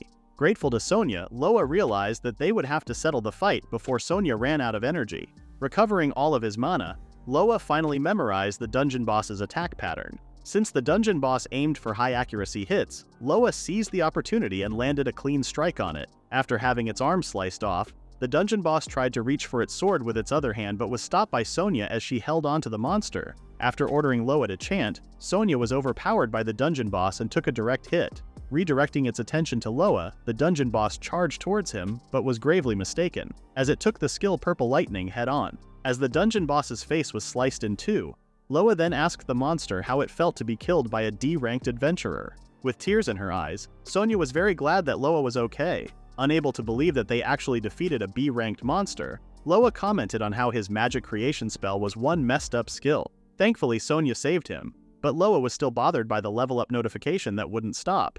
Since Loa was level 70, defeating a high-leveled extra dungeon boss gave him a ton of experience. Complementing not just Loa's magic but also his swordsmanship skills, Sonia asked him where he learned it. After being told that it was just basic swordsmanship, Sonia was sure that Loa would become an excellent swordsman if he pursued that path. However, Loa didn't like the idea of focusing on two things at once, as he believed he wouldn't be able to give enough effort to either. Although he found swinging his sword fun, Loa still found magic to be more entertaining and decided to reach the top with his magic. As Loa felt exhausted from the fight, Sonia suggested that he lie down since they still had time. Refusing to sleep on a tough floor, Loa commented that a decent sleeping spot was also crucial. Pulling Loa down, Sonia offered her lap to be his pillow for just 5 minutes. Receiving the total experience after defeating the extra dungeon boss, Loa reached level 470 and acquired the title of Captain, which gave him an additional 200 points to all of his stats. When the guild receptionist noticed that her timer had stopped, she informed everyone that Loa and Sonia had returned. Loa's party beat Jake's time by less than 3 minutes. Shocked, Jake couldn't believe that they lost, as they knew the dungeon better than anyone. Curious if Loa really defeated the dungeon boss, Jake asked Loa to show the magic stone. Handing out the magic stones, Loa then told Jake that he could have them appraised. Jake was confused as to why Loa had 2 magic stones. After the appraiser checked the other stone, he had a concerning look, which Jake interpreted to mean the stone was fake. However, he was immediately corrected by the appraiser, who commented that both magic stones were real, but the other stone was a B rank. Confused, Jake was sure that there were no B-ranked monsters inside the dungeon. Asking Loa what he did to obtain such a high-ranked magic stone, Loa revealed that he fought an extra boss called Pirate William Gidd's Soul and defeated it. Surprised to hear of an extra boss showing up, the guild receptionist kept asking Loa if he was really sure. Mentioning that summoning the extra boss had strict conditions, Sonia asked the receptionist what the conditions were. To summon the extra boss, the party must have 2 or fewer members, reach the bottom floor before the 1-hour mark, defeat the boss within 30 seconds, and hit the boss no more than 3 times. Since no one had ever met these conditions, the guild receptionist had only heard rumors about it. Sonia then happily shared with everyone that Loa was able to meet all the conditions, which resulted in the extra boss showing up. Amazed that Loa and Sonia defeated an extra boss within an hour and 30 minutes, Dory became emotional and tried to hug Loa. Although the result was not what they expected, the bowl-cut man admitted that they lost to Loa and Sonia. Thinking that the two must have been scared, Jake was very glad that they were okay. After wiping his tears, Jake finally acknowledged Loa's strength. Although Jake turned over a new leaf, he was still ashamed of his old self. Not minding Jake's old actions, Loa saw how Jake was very different compared to Carter. Happy with their duel, the two then shook hands. Loa and Sonia were then surrounded by the other adventurers, hoping to be a part of their party and share their story. Even though Loa received many offers to drink, he commented that he just wanted to go home and sleep his exhaustion away. However, Loa still couldn't refuse a good drink. As Loa was asleep in his room, Sonia called out for him, asking if he was awake. Since Loa left his door unlocked, Sonia decided to enter the room and check up on him. Seeing how Loa was sleeping like a log, Sonia guessed that he was very tired. Worried that Loa could have died in the dungeon, Sonia was very glad that he was safe. Thinking that her feelings might be a hindrance, Sonia decided to tell Loa how she felt while he was asleep. Sonia expressed how she loved Loa and was very glad to have met him. As tears ran down Loa's face, he was overwhelmed with happiness after receiving his rank C guild card. Pleased to finally reach C rank, Sonia commented on Loa's bed hair and how it took away from their promotion's glory. Sleeping till noon, Loa was surprised that Sonia did not wake him up. Since they had already conquered the Runbelk dungeon, Sonia was now curious as to where they were headed next. After earning their titles and accomplishing what the Runbelk dungeon had to offer, Loa suggested they purchase an earth dragon to get to their next dungeon. Seeing Sonia's confused look, Loa explained that he used to see some adventurers ride earth dragons when they visited the Foil village. The earth dragon is faster than a horse and can transport a lot. Loa couldn't wait to get an earth dragon using the money they had saved up, which almost amounted to $1 million. Not wanting to spoil Loa's excitement, Sonia revealed to Loa that an earth dragon costs around 10 million myrrh. Shocked, Loa immediately changed his mind and decided not to splurge their money on convenience. Their conversation was suddenly interrupted by Eric, informing them not to give up as he had a sweet story for them. Eric was very amazed at Sonia and Loa after hearing rumors about them defeating an extra boss. When Eric mentioned that Sonia and Loa would hear their stories in his store, the two looked puzzled and asked what he meant. Eric then explained that he quit being an adventurer and was now running an armory. Eric had visited the guild for paperwork but was glad to find Loa and Sonia instead. Wanting to repay them, Eric invited them to his armory. After following Eric, Loa became curious as he thought they were headed to an armory, but instead were headed to a cowshed. Eric confirmed Loa's guess. They were indeed at a cowshed. Not wanting to brag, Eric was really happy with what he had built at his own house. Having things that adventurers and travelers want, Eric revealed that he had also been raising horses and earth dragons. To repay the kindness Loa and Sonia had shown him, Eric decided to give them an earth dragon he had raised. Confident that Sonia and Loa would be able to take care of the earth dragon, Eric was fine with letting it go. Although Eric had given up on his dream of becoming an adventurer, he decided to pass along his dream to the earth dragon, which would accompany Loa and Sonia on their journey. Sonia and Loa were speechless at Eric's generosity. When the Earth Dragon approached Loa, the two immediately bonded. When Eric mentioned that they could name the Earth Dragon whatever they wanted, Loa decided to name it Yao Yo Rose Kingdom Inferno Stroganoff Victory Justice, after hearing a Yao sound. Sonia disapproved of Loa's choice and suggested they name the Earth Dragon Caramel Strawberry Extra Whip Choco Sauce. Seeing that the two would only come up with ridiculous names, Eric decided to name the Earth Dragon Yao. Loa agreed with the name Eric chose. Eric then told them he would drop off the equipment the Earth Dragon needed if they visited his armory. The next day, Dory was extremely sad after learning that Loa was leaving the city and wished he wouldn't go. As Jake's party and Sonia started to argue again, Loa asked if their send-off was a bit too much. Since Loa was very famous in the town, Jake found their send-off appropriate. Telling Loa not to get injured, Jake vowed that he would win the next time they met. As Eric also came to see Loa and Sonia off, he asked Loa to get along with Yao for him. Intending to follow Eric's wishes, Loa once again thanked Eric for all his help. After getting on Yao's back, Loa felt awesome as he liked riding on Yao. Seeing the people they had befriended in the town of Runbelk, Sonia felt that things had gotten a bit quieter. Agreeing with Sonia, Loa commented on how kind the people of Runbelk had been to them and was sure they would meet more people in the next city. Sonia's face turned red when Loa told her how glad he was that they met. Wondering if Loa had heard what she told him last night, Sonia asked. But since Loa looked like he didn't know anything, she just told him it was nothing. Checking their map, Loa realized that the next town wasn't too far away. For their next stop, the two were headed for the volcano town, Almont. Two bandits couldn't believe their luck after finding a house in the middle of the forest. Forcing the owner of the house to leave, they threatened the old man with violence. They were suddenly interrupted by Sonia and Loa, who showed off the crabs they had caught and the curry for their dinner. Thinking that Loa and Sonia were just crazy people who got lost in the forest, the bandits told Loa that they would rob them of all their stuff. Loa thought that the bandits were idiots for choosing to rob and told them that showing one's growth and power was much more fun. The bandits were left unconscious after realizing that Loa was not a fisherman, but rather a mage. While on their way to Almont, Loa and Sonia saved an old man named Ernico. They later learned that Ernico was once an adventurer, and he gave them lots of information. Almont is a city thriving in the mining industry. Its dungeon has many fire-type monsters that are C-ranked or above. The dungeon was an old mine, which meant that it had many traps to prevent robberies, which are still there. On the lowest floor resides a huge wolf with a body of fire, a B-ranked monster named Volcano Hound. After learning what they would face in the Almont dungeon, Loa checked his magic creation for water-type spells, as well as items and spells that could deal with traps. After defeating the extra boss William Gid, Sonia informed Loa and showed him her 3 new skills.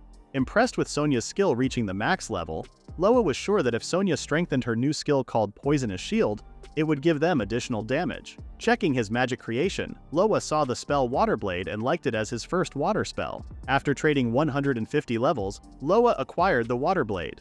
Grateful to Ernico that they were able to prepare themselves, Loa still wondered why Ernico lived in the deep forest. Realizing that Loa did not listen to Ernico, Sonia told Loa that Ernico had fallen in love with a fairy he had only seen once. Even though Ernico didn't know when he would meet the fairy again, he still kept waiting. Thinking of love, Loa still thought that raiding the dungeon was more fun. After hearing Yao's voice, they realized that the city of Almont was already close by.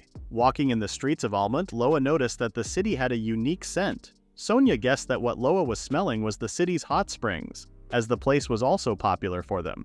Loa later realized why the inns were so expensive that they couldn't even afford 2 rooms, and were left with no choice but to get only 1. Seeing Sonia happily commenting that saving was a good thing, Loa wondered why she looked so happy. Since they had already accepted a request from the guild, Loa suggested that they regain their composure and enter the dungeon. Loa was getting excited, wondering what types of monsters he would face inside the dungeon. Inside the dungeon, Loa ordered Sonia to run to her left. As a huge heat boar was chasing Sonia, Loa thought they were fortunate that the heat boar did not think before it leaped. Loa killed the heat boar with 1 hit using the water blade. Amazed, Sonia expected no less from Loa's new spell. Seeing Loa's plain expression, Sonia asked if something was wrong.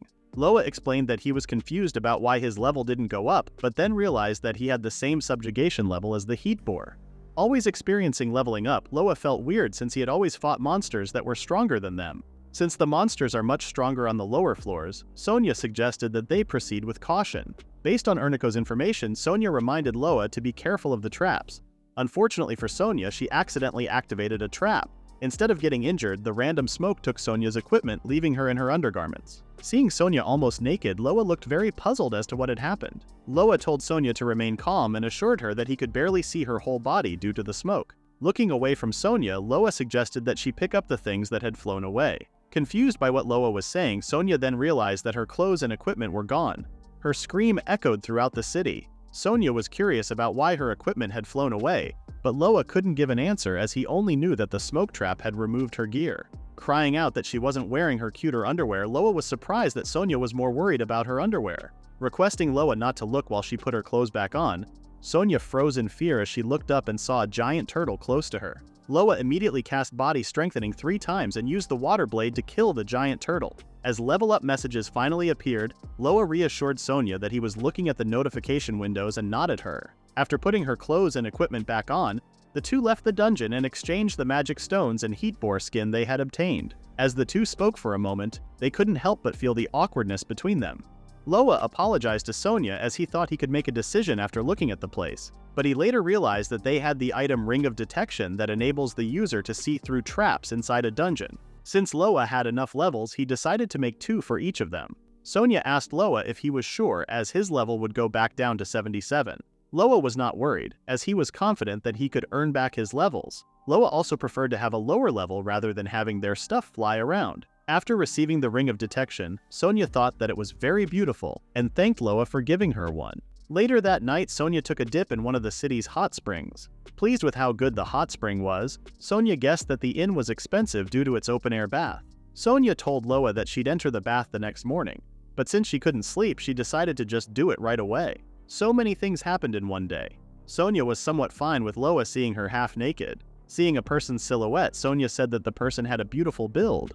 Slowly approaching the person, Sonia was shocked that it was Loa. Confused as to why Loa was in the bath, Loa guessed that Sonia didn't know that public baths are often mixed. Back in the forest, Erniko informed a woman about Sonia and Loa and how they defeated the thugs in one hit. Hearing the story from Erniko, the woman who was only after the thugs and had arrested them, instead received a good story. Wishing to have a spar with Loa and Sonia, the woman plans to scout them to see if they are good enough. Back at the Almond Guild, Loa suggested to Sonia that they compose themselves and head into the dungeon again. Embarrassed, Sonia admitted that the incident was due to her clumsiness, but her attention was more focused on the food in front of them. Loa informed Sonia that the food was called volcanic yamworm sauté and praised the town's food, saying it was completely better than foil and rubelk. Since they rarely see worm dishes, Loa decided to order one. Upon learning that Sonia disliked worms, Loa explained how delicious the dish was, sharing that the worm had a crunchy texture, juicy contents, and a deep flavor. Listening to Loa's explanation, Sonia thought that the dish might be more delicious than she had anticipated.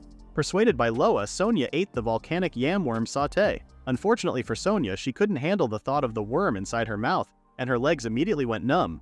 Thinking about the dish made Sonia nauseous. Not wanting Sonia to vomit anywhere, Loa created a bucket for Sonia to use. Annoyed by Loa's behavior, Sonia asked him to hand over the bucket and to look away. Loa still thought that managing a party was difficult, while obtaining the title Man of Zero Delicacy. Now on the 4th floor of the Almond Dungeon, Sonia and Loa resumed their hunt of monsters, taking them out easily with water blades. Thankful for Sonia's help, Loa asked if she was now okay. After responding to Loa that she was fine, Sonia noticed that Loa had already gained back some of his levels. Hitting level 30, Loa thought of getting a new spell. Since there was a chance of encountering a monster house or an extra boss, Sonia suggested choosing a water type of magic or an AoE, area of effect type of spell. Following Sonia's suggestions, Loa showed her the spell called Surface Water Bubbles. Although the mana cost for the spell was 900, Loa thought that the spell had a better chant time than Thunderstorm. Loa was not worried about the mana consumption of the spell, as he planned on fixing it by leveling up again. Planning to try the spell somewhere, they suddenly heard someone calling out for help. Sonia immediately recognized the girl being chased as Masha. Shocked that tons of monsters were headed their way, Loa decided to take them all on.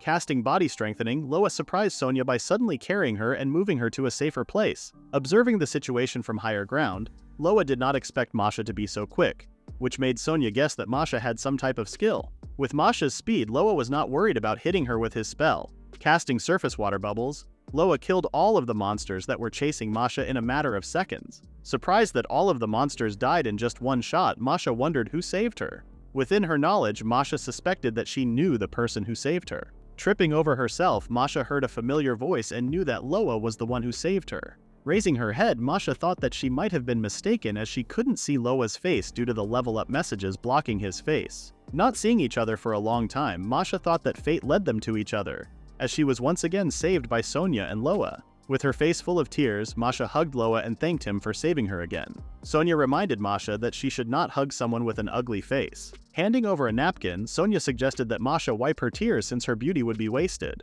Like the last time, Masha was once again grateful to Sonia.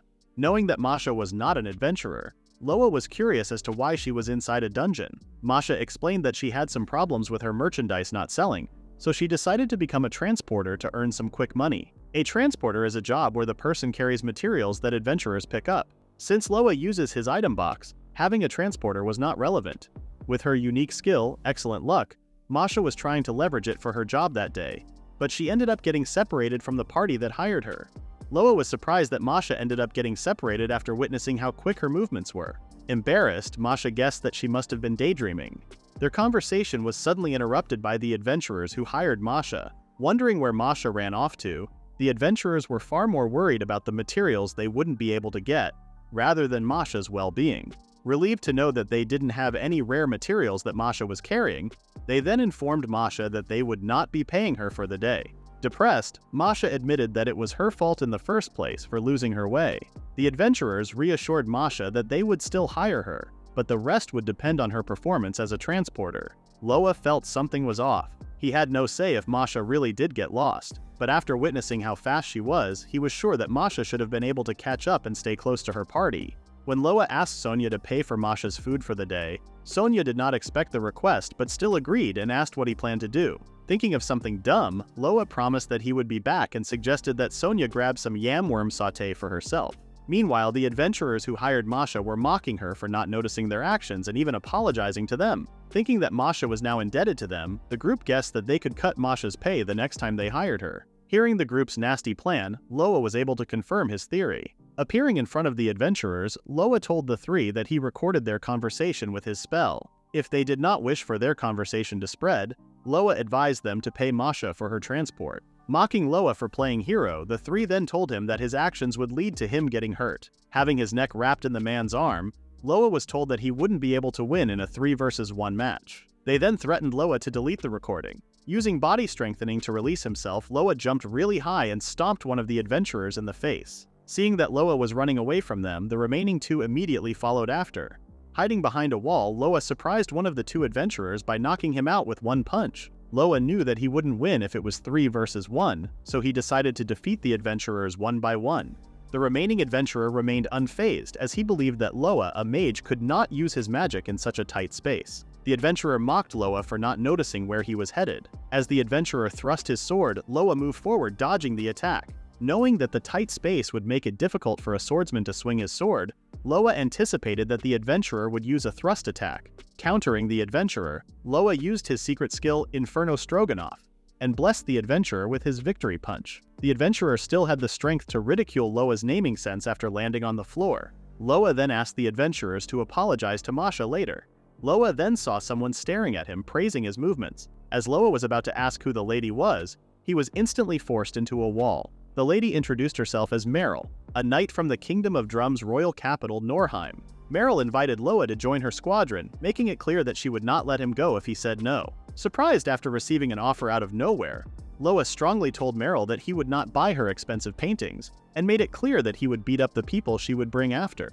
Meryl was confused as to what Loa was talking about. When he told Meryl that he would not follow her to a rip-off bar, Meryl guessed that she had scared Loa. Reassuring Loa that she was not a suspicious person, Meryl suggested that Loa join the knights to become stronger. Loa remembered what his grandmother used to tell him, that suspicious invites can't die down, they only grow stronger. Apologizing for not being clear, Meryl mentioned Erinko and how he described the adventurer who helped him, which matched Loa's description exactly. Hearing Erinko's name, Loa asked if she knew him. Confirming her guess, Meryl believed that Loa's attitude and skills were well suited for becoming a knight, but Loa immediately refused her offer. He understood that Meryl might be short-handed, but he made it clear that he was trying to reach the peak in magic, which left him with no interest in becoming a knight. Surprised, Meryl was curious why Loa had a sword and what its purpose was for a mage. Loa explained that the idea of a mage holding a staff is outdated, and the sword he used was also necessary for his spells. Thinking that Loa was wasting his talent with the sword, Meryl still tried to persuade him to join the knights, reassuring him that he would become a top-notch knight. Grabbing Loa's clothes, Meryl suggested that they have a spar, with the condition that Meryl would do whatever Loa asked if he lost. When night finally came, Loa met up with Masha and Sonia. Curious as to where Loa had gone, Masha explained how the scary party came and apologized to her. Shocked that she was given a reward, Masha was more curious as to what happened to the three after seeing their beat-up faces. Sonia then thanked Loa for his actions, as she could tell that he did something. Embarrassed, Loa guessed that he couldn't hide anything from Sonia.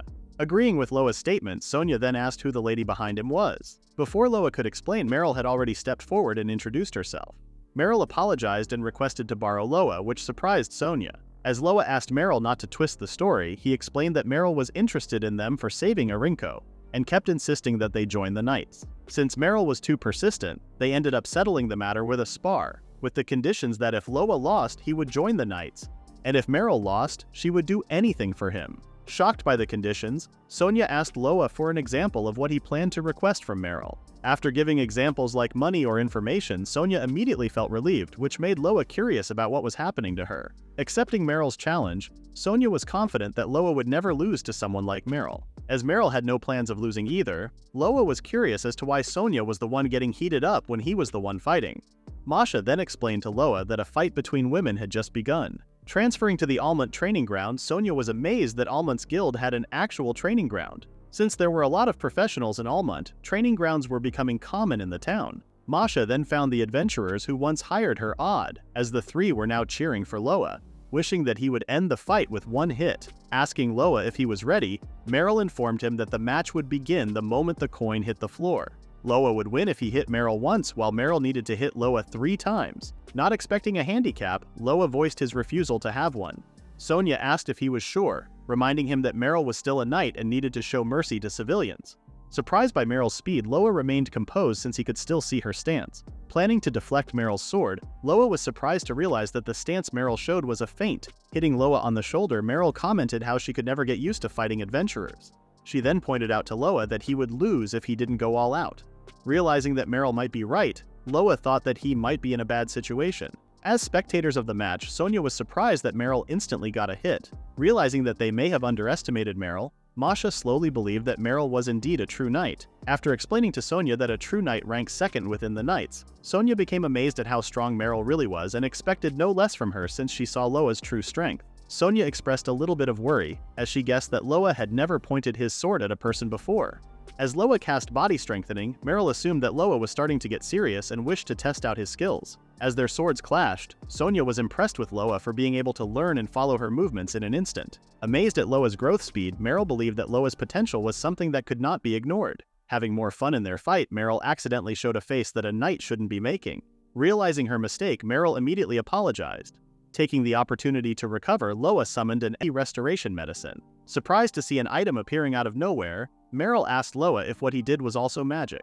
When Loa responded that it was indeed magic, Meryl found it very interesting. After Loa had his mana refilled, Meryl no longer planned to give Loa a second chance. As Loa cast the spell Lightning Flash, Meryl saw through Loa's attack and used the skill Magic Step to move behind him. Hitting Loa once again, both Sonia and Masha expressed their concern. Realizing that she may have hit Loa quite hard, Meryl apologized and explained that she was having difficulty holding back when she was having fun. As their fight continued, Loa was getting frustrated since Meryl moved very fast, closing the distance between them and preventing him from using his magic. As Meryl was about to land the last strike, she reassured Loa that she would personally handle the paperwork and procedures for his knight entry. Loa knew that if he tried to dodge at a close distance, his body wouldn't be able to keep up, leading to his loss. Wanting to continue with his journey and reach the peak of magic, an effect of magic creation suddenly activated. The spell made Loa change his movement from attacking to evading.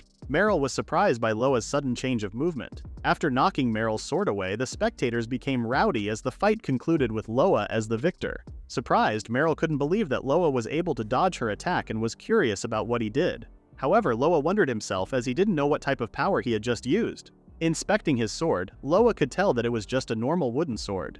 But with his last move, the sword was shining even though he didn't use any magic. Not wanting to know more about something that no one could explain, Loa then announced his win against Meryl.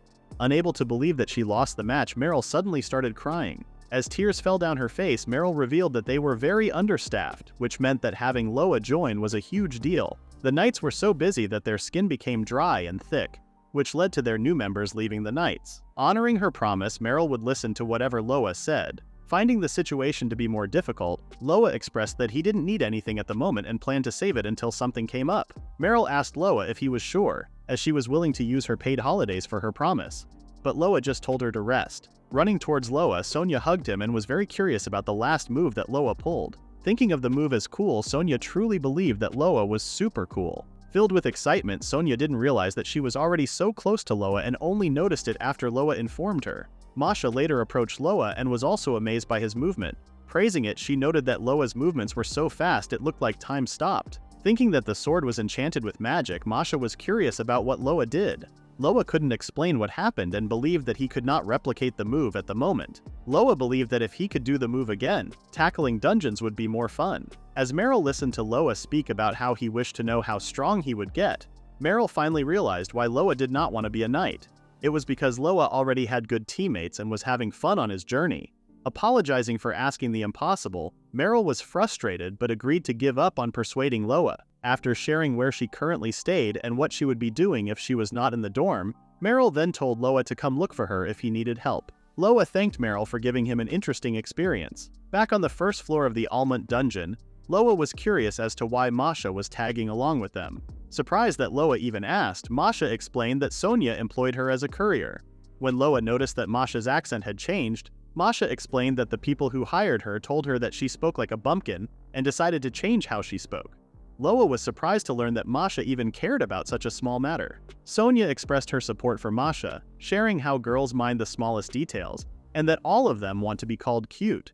But Masha made it clear that she just didn't want to be underestimated as a merchant. Masha then told the two to hunt as many materials as they wanted, as she would carry anything that Loa's item box couldn't handle. As Loa was about to take a material from the monster, Masha asked him to wait and informed him that the part he was butchering would not catch a high price. Loa was surprised since he sold one of the heat boar's skins for 6,000 myrrh last time. Heat boars become more common in high temperatures, which means that they're worth less at the moment. Masha recommended that Loa take the heat boar's tusk, as she assumed that adventurers were not taking them since they were heavy. Since Loa had an item box, the weight of the material would not be a problem for him. Sharing the load, Loa gave the lighter materials to Masha, and he took the heavier materials. Loa was very grateful for Masha's knowledge as he was now learning more about which materials to take to earn more. Meanwhile, another heat boar was witnessing what Loa was doing and became frightened. After 3 days, Loa and Sonia were surprised after receiving a ton of money from the materials that Masha instructed them to get. Masha was very glad to help as she also received a huge pay from the two. Sharing how she would use the money to buy another horse carriage, Loa asked Masha if she was quitting the transporter job. Masha responded that she would and now planned to head to the royal capital Norheim. Once Masha stabilized at the royal capital, she planned to pay Loa back 100-fold. If both Loa and Sonia planned to head to the capital, Masha wished for them to visit her. When Masha finally left, the two commented on how cheerful she was and were sure that they would soon meet again. Loa thought that hiring a transporter was a smart move, as they now learned valuable information, and Masha also got her money. Sonia then mentioned how it would be difficult to have some time alone if Masha was with them. Loa agreed with Sonia, as he believed that it would be easier for them to fight battles if it was just the two of them. Later that night, Sonia was unable to sleep due to her frustrations. Loa was then woken up by extreme violence the next morning.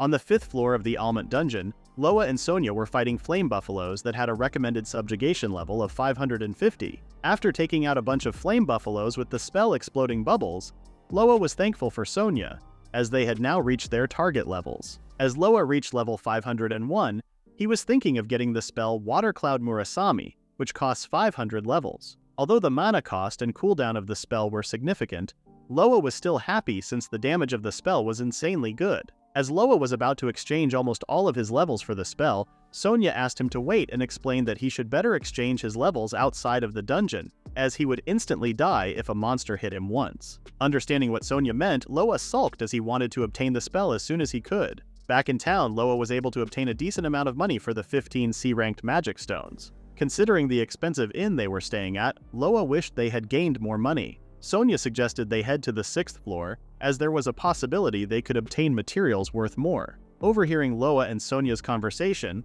a man told the two that entering the 6th floor was dangerous, and that they must be at least A ranks to enter, like him. Finding the man's words quite arrogant, Loa asked the man to be arrogant somewhere else. Realizing there was some miscommunication, the man offered to have a meal with Loa and Sonia as he wished to give them all sorts of information. Loa's eyes shone brightly after seeing the delicious flame buffalo steak. Thinking the food was expensive, Sonia asked the man if he really planned to pay for all the food. The man explained that it was his fault for being rude and planned to correct it by paying for their meal. After tasting a medium-rare steak, Loa cried and was now imagining a bunch of animals. Seeing that Loa was tripping from just a bite of the meat, the man was curious about what Loa usually ate. The man then properly introduced himself to the two as Slay, an A-rank mage. After Sonia introduced herself and Loa, Slay asked Sonia if they had met before as he thought he had seen her before.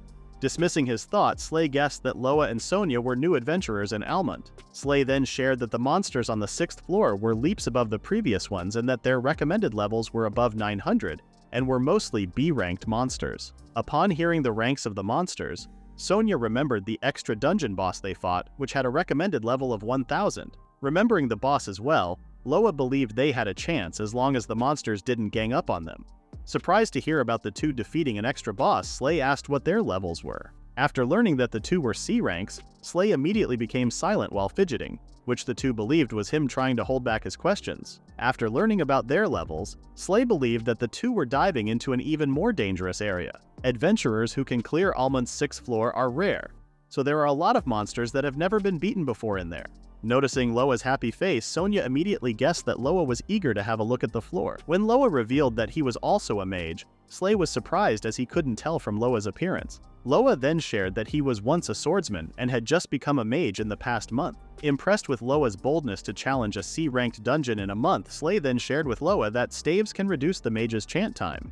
Slay explained that chants are something for the mage to open up their mana circuit, but a staff can help reduce the chant time if the mage channels mana into it. Seeing Slay holding a staff, Sonia assumed that he was using it to reduce his chant time. However, that was not the case for Slay, who revealed that he does not use the staff and always goes chantless. Curious, Loa asked what chantless was. Slay explained that he tinkered with his mana circuits a little and it was something not just anyone could do. After sharing that he was able to do such a difficult feat, Slay then proclaimed himself a genius. Loa thought that Slay was decent but later realized that he was a confident man. Thinking about chantless, Loa remembered the fight he had with Meryl, where he activated something that was like magic. Loa wondered if his magic creation could also do chantless. However, based on what he had heard from Slay, Loa believed that what he did was something different and felt like something inside him activated it subconsciously. Seeing Loa spacing out, Slay asked if there was something wrong.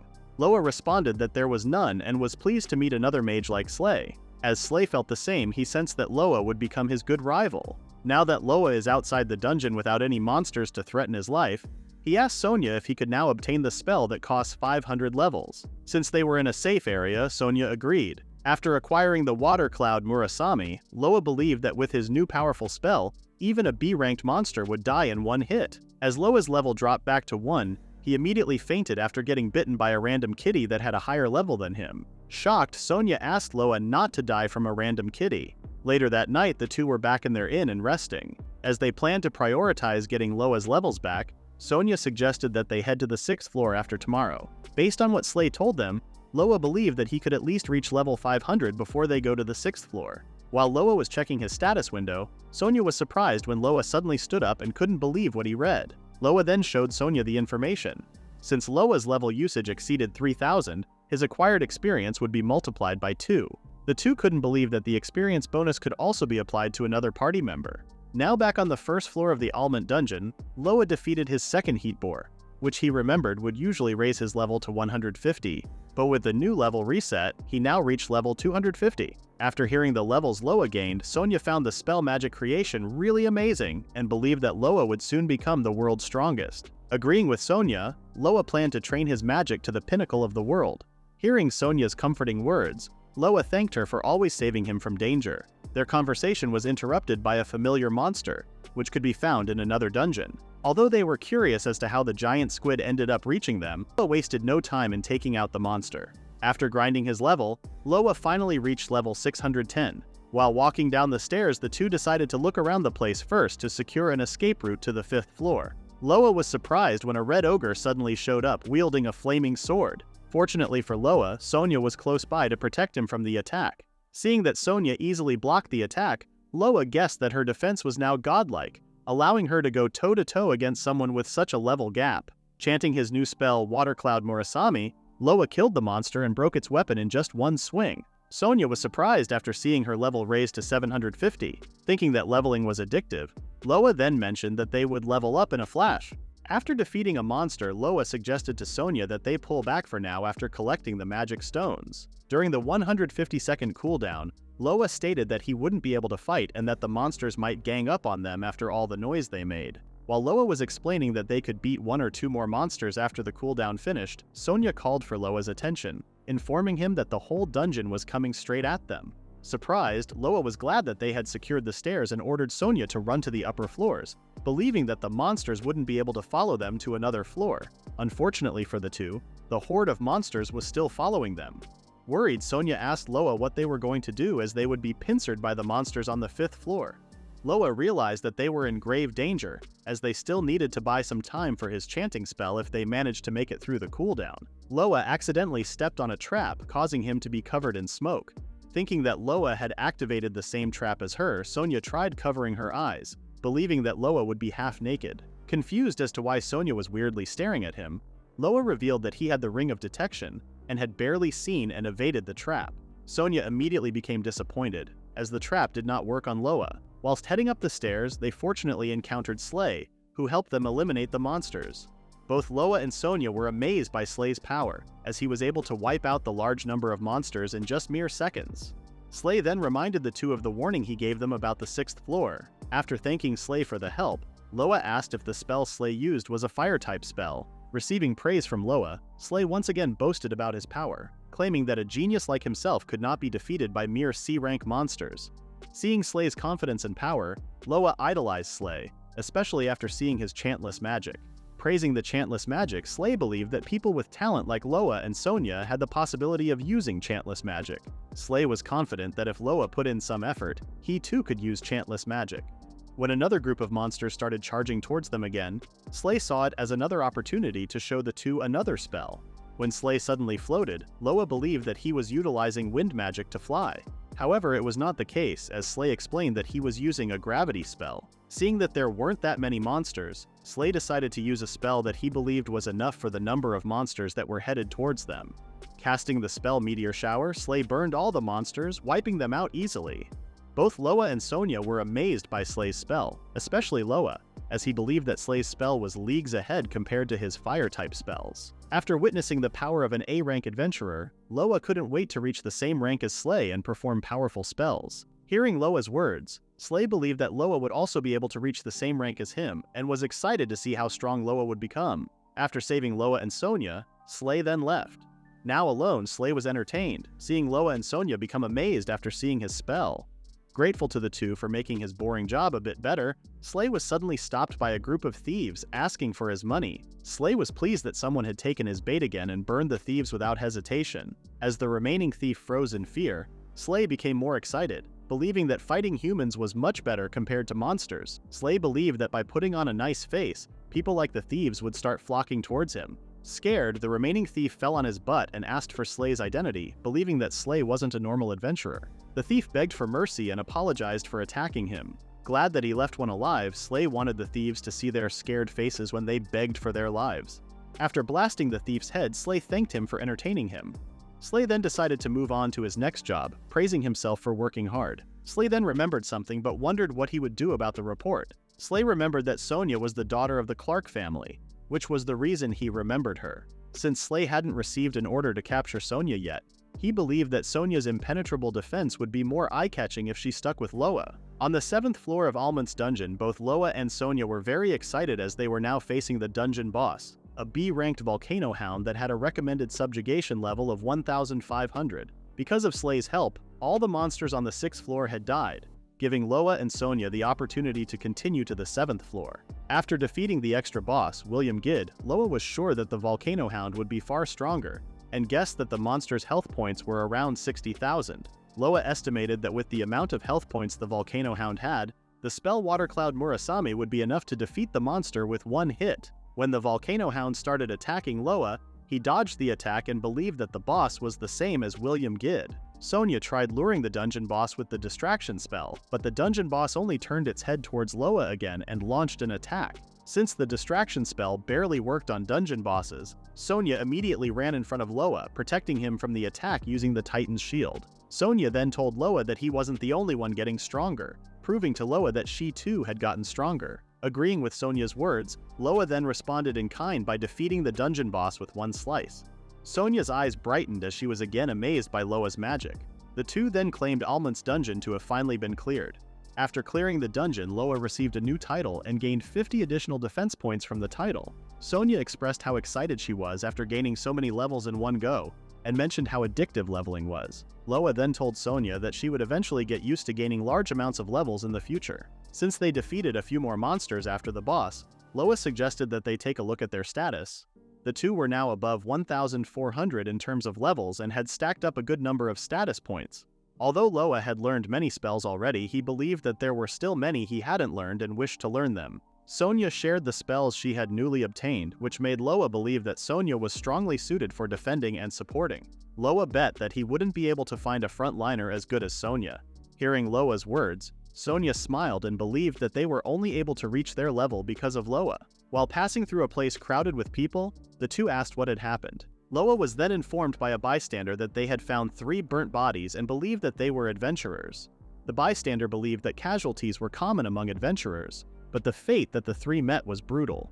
Seeing that part of their bodies were blown away, Loa believed that a burn wouldn't be able to cause such damage. Loa then suggested to Sonia that they just leave, as looking at the corpses wouldn't make them feel any better. Remembering Slay's destructive spell, Loa became suspicious of Slay, and hoped that his theory wasn't correct. Slay entered a forest and met up with a mysterious person. Slay then apologized for being late as he took a little detour and arrived much slower than expected. After asking the person, who was revealed to be a woman named Anima, how she was, Slay's question was ignored as Anima asked why he was late and called him incompetent. Slay asked for Anima's understanding, expressing that trying to act like a kind adventurer was tough. Not wanting to hear more of Slay's excuses, Anima asked if there were any decent adventurers that he had found. After being informed by Slay that he only saw C-ranked adventurers who were not remarkable, Anima decided to just change her guinea pig. Curious, Slay asked Anima who she was summoning. Anima responded and told Slay that the only one she could summon at the moment was Delta. As Anima was summoning a door to another dimension, Slay commented on how having Ouroboros' bloodline was convenient. After successfully summoning a dangerous-looking monster, Slay couldn't believe that Anima could artificially create such a monster. Anima planned to release the Delta monster into the forest and observe how many casualties it could cause. Knowing that the royal capital Norheim was nearby, Anima believed that everything they needed was at the royal capital. Assigning a job to Slay to observe the situation, Anima decided to return to their base first in Hollowtail. When Anima vanished, Slay commented on how Anima was always a labor abuser. Slay then ordered the Delta monster to wreak havoc to its heart's content. Meanwhile, Loa and Sonia returned to the guild and exchanged the magic stones and items they had obtained. After informing the two of the total amount that would be received, the receptionist asked if the items they acquired were obtained by just the two of them. Loa was immediately saddened by the receptionist's question, thinking that he really did look weak. Sonia tried explaining to the receptionist that they did not steal the items. The receptionist understood their explanation, as she also believed that the items they acquired were something that was very difficult to steal. The receptionist then apologized for her question, as she was surprised to learn that 2 C-ranked adventurers could defeat a Volcano Hound, and guessed that Sonia and Loa were a very good combo. Hearing the receptionist's comment about them, Sonia's expression brightened, and she shared it with Loa. However, Loa still felt sad and believed that the receptionist was just lying. Thinking of heading to their next dungeon, Sonia was curious as to which B-ranked dungeon they should head to next. The receptionist suggested that the two head to the royal capital Norheim since it was the closest. Since the journey would take 5 days to the royal capital, the receptionist suggested that the two take an escort quest on their way. After finding an escort job on the request board, Loa took a closer look and found that Masha was part of the request. Loa believed that Masha should have been long gone from the city and thought it was a different Masha. However, Loa was surprised when he saw Masha crying while hiding her face. Curious, Loa asked Masha why she was still in town. Masha then explained that she was attacked by monsters and decided to return as she was worried for her life. Masha added that the monsters inside the forest of Norheim were on another level. After encountering a scary huge lizard monster, Masha threw some rocks at it and took the chance to run away. Wanting to know more about the monster's rank, Masha unfortunately could not provide the answer as she was running so fast and couldn't get a clear look. Not afraid of the monster that Masha mentioned, Loa was glad that they would be taking a request from someone that they already knew. Seeing Masha's happy expression, Loa vowed to defeat the monster in the forest. As the three headed out in the morning, Masha was surprised to learn that Loa had an earth dragon with him.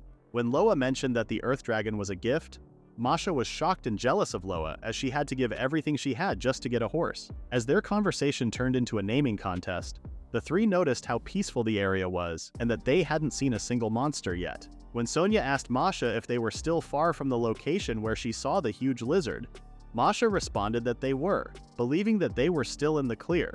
As Masha mentioned that they wouldn't be encountering any strong monsters for some time, a giant monster suddenly appeared trying to grab Masha. An orc suddenly showed up near Masha.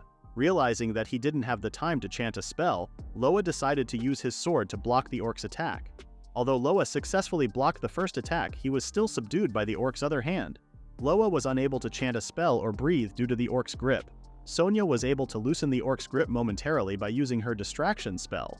However, the orc still did not let go of Loa. Masha and Sonia thought that Loa was in a difficult situation as he might get crushed by the orc's hand very soon. Loa calmed himself down, still fighting for his life. Remembering the feeling when he fought Meryl, Loa believed in himself as he had already cleared a C-rank dungeon. When Loa finally tapped into the magic creation that he used against Meryl, he not only escaped the orc's grasp, but also defeated it with multiple slashes. Both Sonia and Masha were surprised by Loa's movements, and were curious about the spell that he had just used. Holding his sword, Loa believed that he was finally able to use the skill that he had unconsciously used against Meryl. The skill that Loa used wasn't something new, but rather, he had just used Purple Lightning and now he used the skill Water Cloud Murasami instantly. Puzzled, Sonia was curious as to how Loa was able to use the spell without chanting. Loa responded that he might no longer need to chant anymore. Although his skills were different from Slay's, Loa's magic creation could create never-before-seen spells, which meant that until now, no one had ever destroyed the concept of chanting and cooldown. Loa finally understood the true power of his skill, the power of creation. The power of creation was spells that were created that would not be tied to chanting and cooldown, and this was only possible for someone who possessed the unique skill magic creation. Masha was in awe, thinking that Loa was now unparalleled. When tears suddenly showed up on Sonia's face, Loa was surprised and asked what was wrong. Sonia explained that she was just happy that Loa was safe, but worried that they might part ways soon if Loa became strong enough to handle monsters alone. Sonia expressed her sadness, thinking that Loa might not need her anymore. Loa found Sonia's words silly, as he believed that Sonia had saved him from the monster. Loa then told Sonia that he decided to team up with her not because she was useful, but because he found it fun. Loa couldn't consider going solo, as he felt better with Sonia always by his side. Loa's words gave warmth to Sonia, as she reassured him that she would be by his side no matter what. During their conversation, a wild kobold was observing the three, even thinking that the two should just kiss already. Meanwhile, in another part of the forest of Norheim, two men were headed home after collecting tons of herbs. Hoping to make a lot of potions, one man was curious as to why so many monsters had suddenly started showing up. When the man no longer heard his companion and heard something else, he turned around and was shocked to see that his companion was already being eaten by a huge serpent. Frozen in fear, the man couldn't help but await his death from the large serpent. While the earth dragon was resting near a bonfire, Sonia called for Loa and Masha, informing them that she had roasted the fish with some herbs for their lunch. Grateful to Sonia, Loa shared that he had also caught some crabs for them. After receiving praise from Loa for her cooking, Sonia commented that she couldn't just let Loa be, believing that he would even eat a caterpillar elsewhere. Their conversation was interrupted when Masha was once again being chased by other monsters. Masha was curious as to why monsters always followed her, explaining that she was only picking up some firewood. However, Loa could definitely tell that she picked something from a nest and not firewood. After ordering Masha to dodge to the side, Loa took out the monster by using the spell Exploding Bubbles. Loa continued to rain down spells on the monster, casting the thunderstorm and ending its life. Amazed by Loa's power, Masha's eyes brightened, thinking that the power of creation was so strong. Loa was somewhat grateful to Masha for bringing monsters to him, as he finally got used to using his spell. Since it was their 5th day after leaving Almont, Loa believed they were almost at the royal capital of Norheim. Masha found it weird that tons of monsters were showing up. remembering that there weren't many monsters in the field they were on before. Masha thought the monsters ran from the forest or something, and hoped they would be able to pass through the forest without a problem. Continuing their journey, Loa suddenly stopped and noticed the tents in the way. The three were then approached by a man, who informed them to return, as they were not allowed to go past the area. The man introduced himself as Gilbert, a member of the Drum Knight Order. Gilbert explained that they were closing the area off for safety and investigation purposes. Surprised that there was an investigation being conducted, Loa asked if something had happened. Gilbert explained that unknown entities had been appearing one after another inside the forest, and believed that those were monsters. Masha became frightened and suggested to Loa that they head back after hearing Gilbert mention that they had lost contact with B-ranked adventurers one by one. Listening to Gilbert, Loa thought that the monster's materials must be expensive since it sounded like a tough one. Hearing the word expensive, Masha immediately suggested that they take out the monster themselves. However, Gilbert strictly warned the three against their idea, reminding them that he couldn't let anyone pass. Sonia was concerned that they might not be able to get to the dungeon. Loa shared the same thoughts with Sonia, knowing they might not be able to leverage something with Gilbert. Loa then thought of an idea and asked Gilbert if a knight called Meryl was in the area. Surprised, Gilbert asked how they knew their captain Meryl. Gilbert's attitude suddenly changed and told them that Meryl was busy leading people and wouldn't have time to waste on meeting Loa and the others. Loa was taken aback seeing Gilbert snap after Meryl's name was mentioned. As Gilbert was about to push away the three, Meryl saw them and asked Loa if he now felt like joining the order. Seeing Gilbert's surprised look, Meryl asked him to stand down as Loa and the others were her extraordinary friends. Hearing Meryl's explanation, Gilbert couldn't help but imagine something that enraged him further. Although it had been a while since Loa and Meryl met, he asked for Meryl's permission to pass through. Believing that Loa was headed to the B-ranked dungeon, Meryl apologized, informing Loa that even if it was him, he was not allowed to pass. Meryl shared that they were still investigating a monster and believed that even Loa and the others couldn't fight it. While explaining and also giving a warning to Loa and the others, their conversation was interrupted after hearing a scream, telling everyone to run away. Meryl recognized the voice as someone from the investigation team. When only one man came out of the forest, they were curious as to where the others went. Before the man could fully get away, he was suddenly eaten by a huge serpent. The other investigators then came out of their tents, realizing that their target had finally appeared. Meryl was surprised as the huge serpent was much larger than what was written in the report. Meryl theorized that the huge serpent grew by eating people and monsters. Seeing the recommended level of 2,800, Masha became frightened as she had never seen such a monster before. When Meryl asked the three to run, Loa refused to obey her orders, believing that Meryl and her knights would have a difficult time with their current numbers. Loa and Meryl decided that they would join the monster subjugation. Gilbert became mad and warned the two that it was no playground for adventurers. Meryl asked Gilbert to stop and express their need for more manpower. Meryl then asked the two if they were prepared to lose their lives. After receiving confirmation from the two, Meryl asked them to fight alongside her. Other knights were being awakened because of the severity of the situation. Loa ordered Masha to take Yao and run to a safe spot. A knight was having difficulty facing Delta since it was not just fast but also big. After injuring a knight, Delta momentarily stopped and charged up its magic. The knights immediately detected magic and warned everyone of a magic attack. Knowing that there would be more casualties, Meryl ordered the others not to move an inch, as she would approach the monster and attack it. Seeing Meryl's actions, a knight warned her that it was too dangerous. Agreeing with the knight's assessment, Meryl also knew that the serpent was currently at its most defenseless state. Meryl understood that they would suffer more casualties if they didn't defeat the serpent a second faster. Using the spell Magic Step to boost herself up, Meryl then used her skill, Sky Piercer. However, the attack was easily evaded by the serpent. Shocked by the serpent's speed, Meryl then noticed that it was about to launch an attack. Realizing that she couldn't dodge the attack in midair, Meryl planned to tough out the attack, hoping to survive. When the serpent finally released its magic attack, Loa stepped in and used the water cloud Murasami to deflect the serpent's attack. Surprised to see Loa, Meryl reminded him of her orders. However, Loa was not a part of the Knight Order and pointed out that he was not obligated to listen to her. Loa did not expect that the serpent would have such firepower, as he couldn't even block all of it with body strengthening.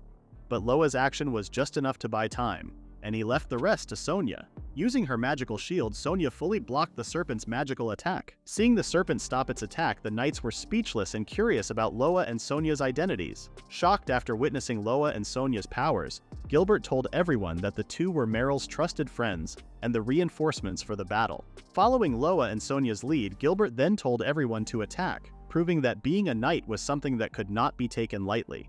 After Loa saved Meryl, he thanked Sonia for also saving them. After scolding the two for their reckless actions, Sonia was surprised when Loa mentioned how he was confident that Sonia would do something, and decided to act immediately. Pleased by Loa's trust in her, Sonia smiled and commented on how she was already used to Loa's dangerous antics. Although Meryl was thankful for their help, she believed that they still didn't have time for a leisurely chat. Meryl found that the situation had gotten more difficult, as the serpent had called in backup. When 4 B-ranked monsters showed up, Loa was surprised as he believed that the monsters were not there when they passed by. Meryl immediately could tell that something was different with the monsters as they only resided inside Norheim's dungeon. The monsters in Norheim dungeon are managed by the knights and adventurers to prevent them from coming out, which also meant that someone was purposely letting them out. Worried, Sonia asked what they were going to do, as it would be more difficult if the 4 monsters got mixed into the fray. Loa then reassured Sonia and Meryl that it would be fine, as he would personally take care of the 4 monsters. Meryl found it unbelievable that Loa could take on 4 B-ranked monsters. After expressing the horrible outcome if the monsters ever reached the campsite, Loa then shared his plan of acting as bait and leading them away. Although worried, Sonia knew that Loa would be fine. Knowing Loa, Sonia believed that he had devised a plan to fight the 4 monsters. Sonia then agreed for Loa to act as bait and reassured him that she would protect everyone. Seeing the two communicate, Meryl decided to give up on persuading Loa against his plan. Before splitting up, Meryl ordered Loa not to die on her, to which Loa happily obeyed. After successfully luring away the B-ranked monsters, Loa realized the enormous pressure the 4 B-ranked monsters were putting on him. Unable to promise that he would come back alive, Loa realized just how big the risk and return was. Drawing his sword, Loa planned to use the 4 B-ranked monsters as an experience boost to defeat Delta. Loa found it advantageous when the 4 B-ranked monsters mercilessly rushed towards him. Using the spell Sticky Binds, Loa was able to subdue 3 of the monsters. By exchanging 500 levels, Loa had learned the Sticky Binds spell before entering the forest. Realizing that he had missed one monster, he immediately used Water Cloud Murasame to inflict damage. However, Loa's attack was not strong enough to defeat the monster with one shot. Not underestimating the prowess of a B-ranked monster, Loa planned to hit the monster's weak spots.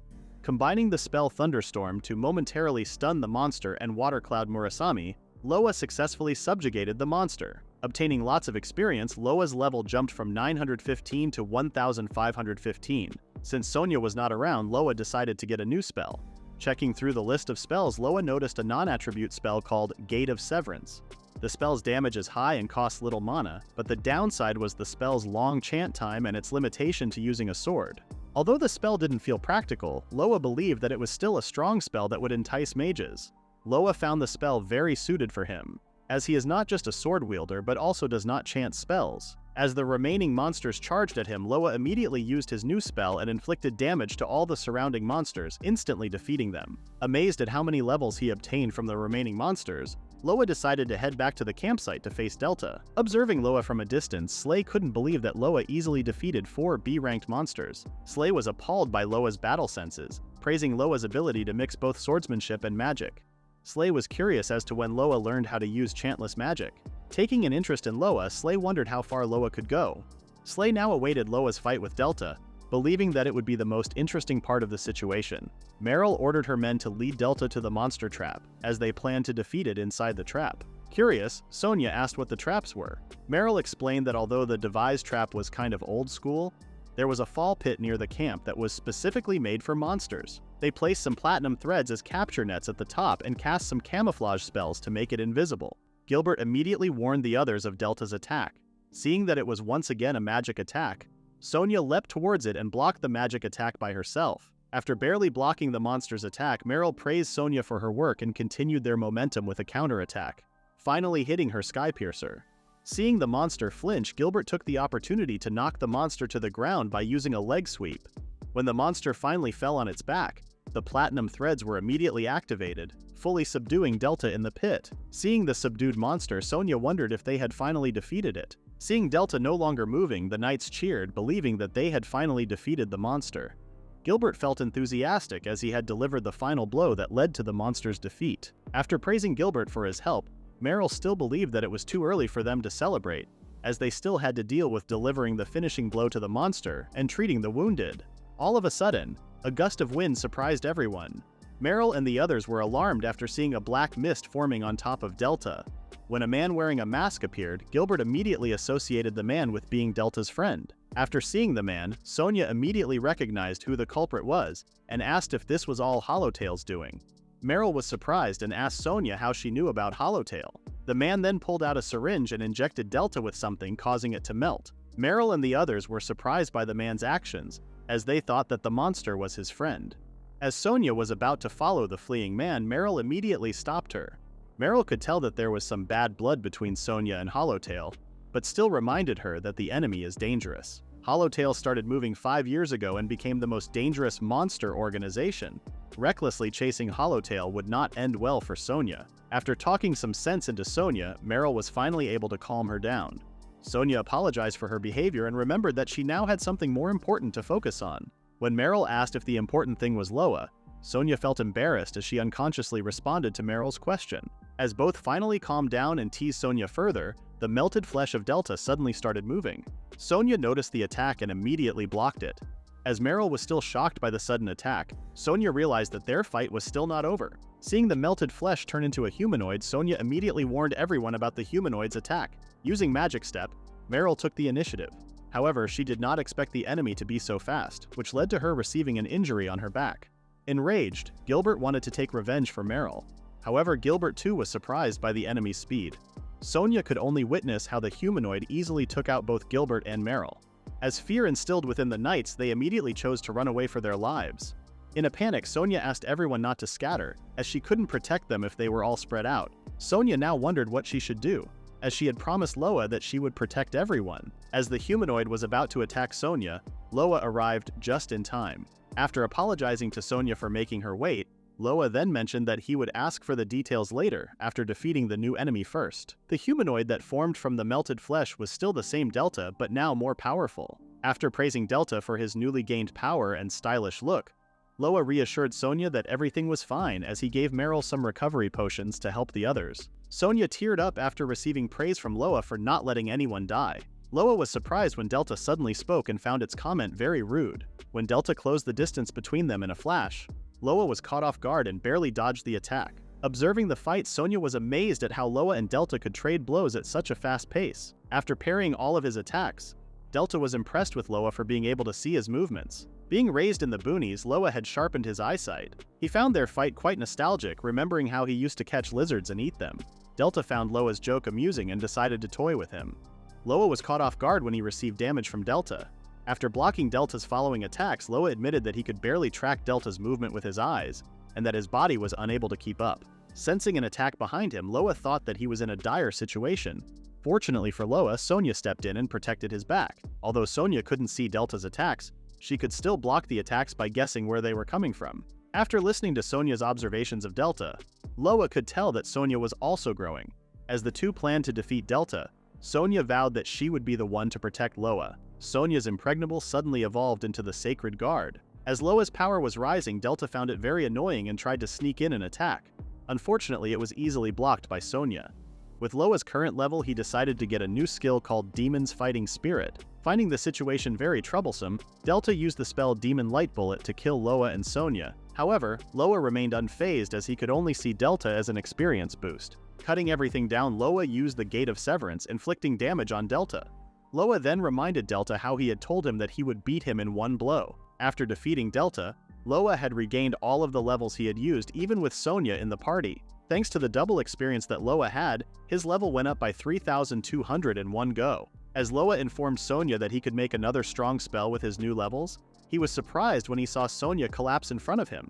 When Loa asked Sonia if she was okay, Sonia apologized and believed that the skill she had just used had drained a lot of her stamina. Loa then sincerely praised Sonia, as he admitted that he wouldn't have defeated Delta if Sonia hadn't been there to shield him. Seeing a recovery spell in his spellbook, Loa planned to create the recovery spell using his levels. Surprised, Sonia reminded Loa of his plan to use the levels to create a strong spell. However, Loa no longer thought of creating a powerful spell and changed his priority to healing Sonia. Spending 3,000 levels, Loa created a recovery magic spell called Holy Light of Healing. When Loa activated the spell, he was able to heal everyone who was injured. Seeing Loa's powers, Meryl became more convinced about making Loa a member of the Knights. Observing the situation from above ground, Slay could not believe that an evolved Delta had been defeated.